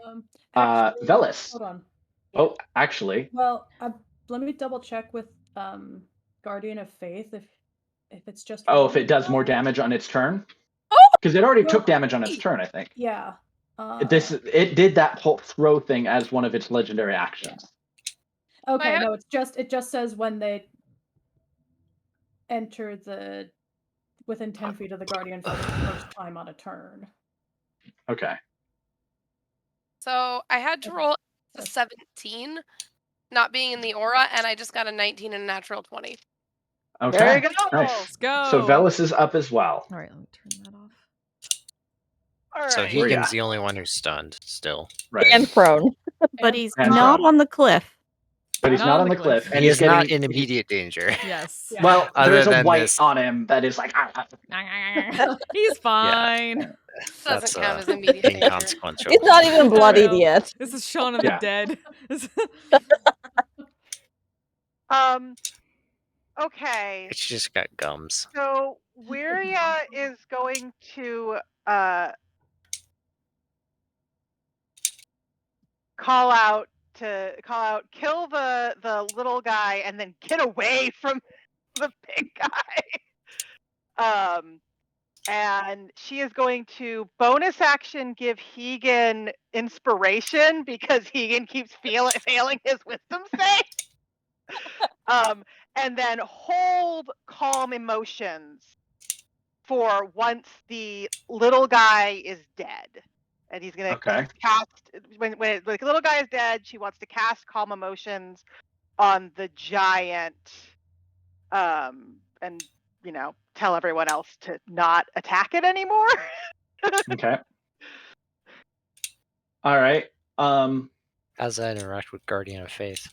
Yeah. Oh. Also, Mm. what I wanted Yeah. to. Well, do if it takes damage? It's that's what I was trying to figure out if it's just on the top of its turn. I don't and know if yet. it's in radius it takes damage, or if it's only when it initially enters the radius. That's a question. Figure that out. We have until it starts its turn, so that's a little ways away yet. At the end of your turn, it's going to use that cold aura to deal 10 points of cold damage to everyone around it. Okay. Leah, include me? Aiden, yes, Velis, and Pernell. And Aiden, you're up. This thing is like, it's breathing heavily as much as an undead creature needs to breathe. It's more of a psychosomatic type thing, but it is like leaning up against the stone. It's still like looking around frantically for Fluffy. It's clearly hurt, not doing well, and is kind of beginning to look around. It's like, oh, maybe I don't want to be here anymore. So I'm gonna go for it because I really want to. So Aiden's just basically gonna hold up his sword pointed at it, and is just gonna flick the edge of it and cause this kind of reverberation that's gonna start building. And in deep speech, he'll just say "freeze" and power word stun. Oh. Okay. That's based on hit if it points, has isn't it? 150 hit points or less, it is stunned. It is stunned. Let's and fucking it's just, go. Yeah. And it's just kind of blah. Yeah. So it gets to make a save on its turn, but it is automatically stunned. Okay. It is stunned. And I'm gonna start backing away at that point. Sure. Yeah. Okay. Hegan. You I'm can make just gonna another go save. ahead. Or Yeah. you did you get out of it last time? No. Okay. So you got one more I got exactly 18. with advantage and inspiration. Yes. Bardic inspiration. So It was exactly 18. Without okay. You have Do we have to do more than 18 then? It has to be 20. 20. 20. 20. Oh, all right. I thought it was 18 Right, too. I was thinking 18 was so 23. Yay! Yay. Yeah. We're still just laying there. The thing's still gnawing on you. Okay. He just kinda, like, looks Fluffy's at it like, turn. huh. And it's like Oh, it's like shit. trying I to was move in the astral sea, and it's just kind of like weirdly yeah, just sort of like slowly rotating and spinning like it's in space. All right, Juniper. I have a weird question. So Okay. it's stunned, so then it could try and make a saving throw on the next turn, correct? It can make On a save at its the end of each turn, yeah, but it can't otherwise take actions or reactions. Can it make a saving throw against a magical attack while stunned? Oh, it can still make saving throws, yes, but it has it automatically fails strength and dexterity saving throws. I mean, if you just hit the one remaining white, Wirio is Yeah. gonna. Calm emotion. Channel divinity, turn undead. Okay. Isn't there a limit on the number on like how strong of a creature you can do that with? Oh no, the giant's too far turn away. it- This will take care of yeah. the wraith that's near us. Oh, you're gonna destroy yeah. undead on Probably it. destroy the white. Oh, destroy.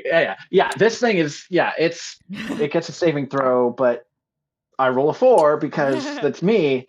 And the thing just turns into just no. Okay, bye. Bye. There you go, Waria. Yeah. And then I would like Alright. to use my movement to go down the pier. Okay. On Leah's turn, if Velis and Pernell are still prone or stunned or disabled or anything, she's just gonna lift them both up and carry them away. Stunned. The whites are Can't gone. stand. Oh, okay. Yeah. Well, she might still carry them away. Yo, that was just a Yeah. like protest Right. slightly. Right. It's the giant's turn. And it makes a. It does not make a saving throw.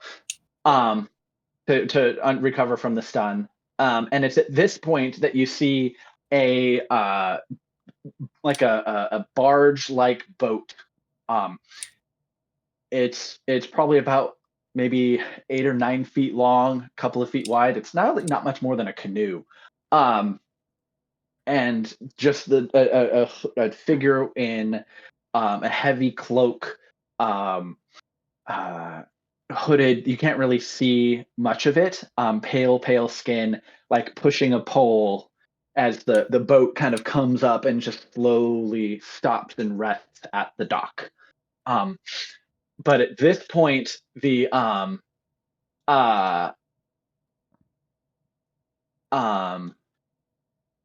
giant's going to be stunned, and the banishment's going to last for quite a long time, as long as Juniper doesn't take any hits, which I don't think she has.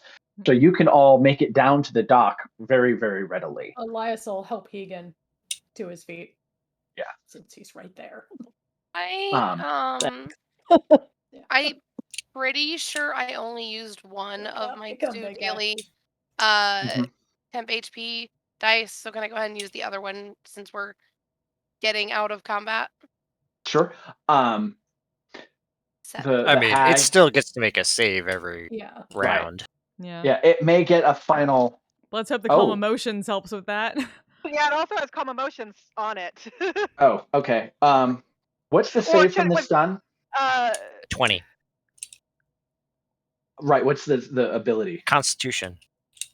Okay, so it does shake off the stun, but there's no way it's going to make was it a wisdom or charisma saving throw? Yeah. Charisma 18 for calm emotions, yeah. Yeah. So it shakes it off, and then it just sort of like looks at all of you as you're kind of booking it down to the water, and it just kind of sits down and just looks around and just sits there. But you can all so the boat. Yeah, you can hear this sort of low moaning wail coming from it. It'd be fine as it shows back up and they're just like on top of each other. It shouldn't. I'll be on his lap. It's gonna take more damage from Guardian of Faith because it says when it moves into the area. Well, you can also just end. You can end it. Is it a concentration? Can you end it? No. Oh. It just lasts for either 8 hours or until it deals 60 points of damage. Oh. I have no control over this thing now. Oh. Okay. Yeah, but it does expressly It's done say 40. But it does expressly say when it moves into the area, not when it starts to turn in the area. Oh yeah, it's not gonna take more damage and break the. If the calm emotions. If the worm appears when might- Juniper drops banishment and the worm appears, the worm might take Worm's gonna get radiant damage in the face. You guys are meta chaotic cleric. Here we go. Drop. Right. We get on the boat and it goes. Yeah. So the boat doesn't look like it can fit all of you, but it weirdly does fit. Like you can all like it's a little It's a bit TARDIS like boat. tight, Yeah. but considering especially some of your size and also Snickers, you all still managed to fit onto it. It didn't look like it from the like it looked like a little canoe boat, but as you all pile onto it, no! it's a weird sort Where of did you find that? reality bending kind of. It's not it's not extra dimensional, but it's weird, spooky magic. I just kind of look at Snickers and I'm like, you didn't bleed. I don't know where you're going, buddy. Oh no. We'll find out what happens to Snickers. Snickers You can leave gets a Snickers side here, quest. but yeah. It's a spin-off series. But as you all climb onto the boat, the ferryman kind of like turns and kind of regards you all. The hood is like so far over whatever their head is, like you can't even really see the figure. Just pale hands with sort of overgrown, dirty fingernails, but humanoid proportioned in size. And as the ferryman sort of turns the boat and begins pushing slowly away, you hear like a wolf whistle from the hag, and sort of, it's hard to make out at this point because the mist that's now surrounding you dampens a lot of the sound. But you could have swore she said, come back again sometime, sweetie. Maybe you're not sure. I don't want to know. Oh, Velis. I would say I have a relationship with a ferryman. Anyone with a high passive insight sees a minuscule sort of like shudder from the ferryman. Like, oh no. Oh. And the mist I just, like, closes in try around and all of you. Give the ferryman a reassuring pat on the shoulder, like. Yeah. As you pat the ferryman on the Hey shoulder, there, the mist dude. closes in, and it's now you have like no visibility. And the sounds of the wailing disappear. The sort of constant droning background noise of the wind dies off, and all that you can hear now is just the lapping of water against the sides of the boat. And that's where we're going to end it for tonight. Question, because I don't know Sure. whether or not you want me for the next game or if Juniper will disappear off the boat into her own realm. The idea would be that you paid your fare and you can get to where you're going, provided it's in the Shadowfell. Can I try one spell before we end off my time? Oh with yeah, you for all? sure. Like yeah, definitely. As the boat's going away, Elias is patting the ferryman. Pernell pulls out her cleansing stone. Yeah, cleanse the goo. Please, I am covered in gore. What's Juniper's last invocation before? I'm attempting a divine intervention. Yeah. Oh. Because why not? Sure. Why not? Okay. I got a 24. Aww. I was gonna ask for you all to remember. That's really sweet. Too Suck late. it. Yeah, that would screw you so hard. That's very, very sweet. Thank you very for joining us. Juniper was quite a delight. It was fun. Thanks for letting all of you up. Good times. All right, good time. Fun. Yeah, so when you all emerge from the mist and you can actually see around you, you do notice Juniper and Snickers are not with you. And you can see the ferryman is like pushing his way up a river.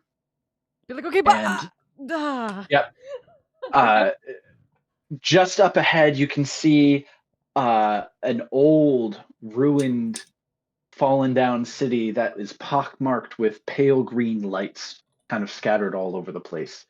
And I would say, Aiden, you recognize this instantly. This architecture is very old. Dates back to the early Julos Dominion from the Empire. And if anything else, it looks very similar to pre-Empire's Adash.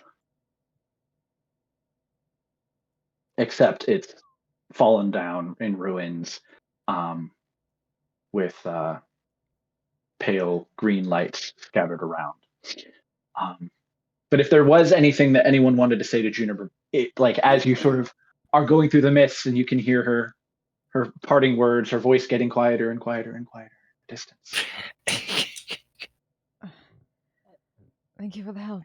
Yeah. Hope you find your friends. Yeah.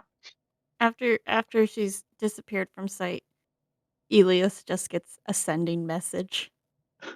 Oh my god, I made it! This was so great. Oh my god, I'm gonna miss you so much, but that's okay because we're gonna be able to talk cuts off. all the time. All right. Glad you made it. Gonna have to work on that word limit. Okay. Amazing. And that's where we'll end the session. Yay. God. That face. Shenanigans. Oh, good time. Thank you all very much for Yay. participating. Yeah, I had ideas for the puzzle thing, and then in the midst of it, oh no, this isn't functional. This doesn't make any sense. And so, yeah, sorry. That's okay. It That's a happens. mood with puzzles, honestly. Yeah. It's like, oh Took no, me this 2 hours to come up with the answer to a riddle being dirt. That's all. I can't do this.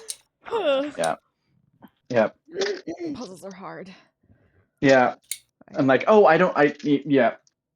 Because I wanted to get moving faster, and then I don't know. Sometimes you have multiple competing ideas, but you don't actually realize that they're competing ideas until you're executing on them.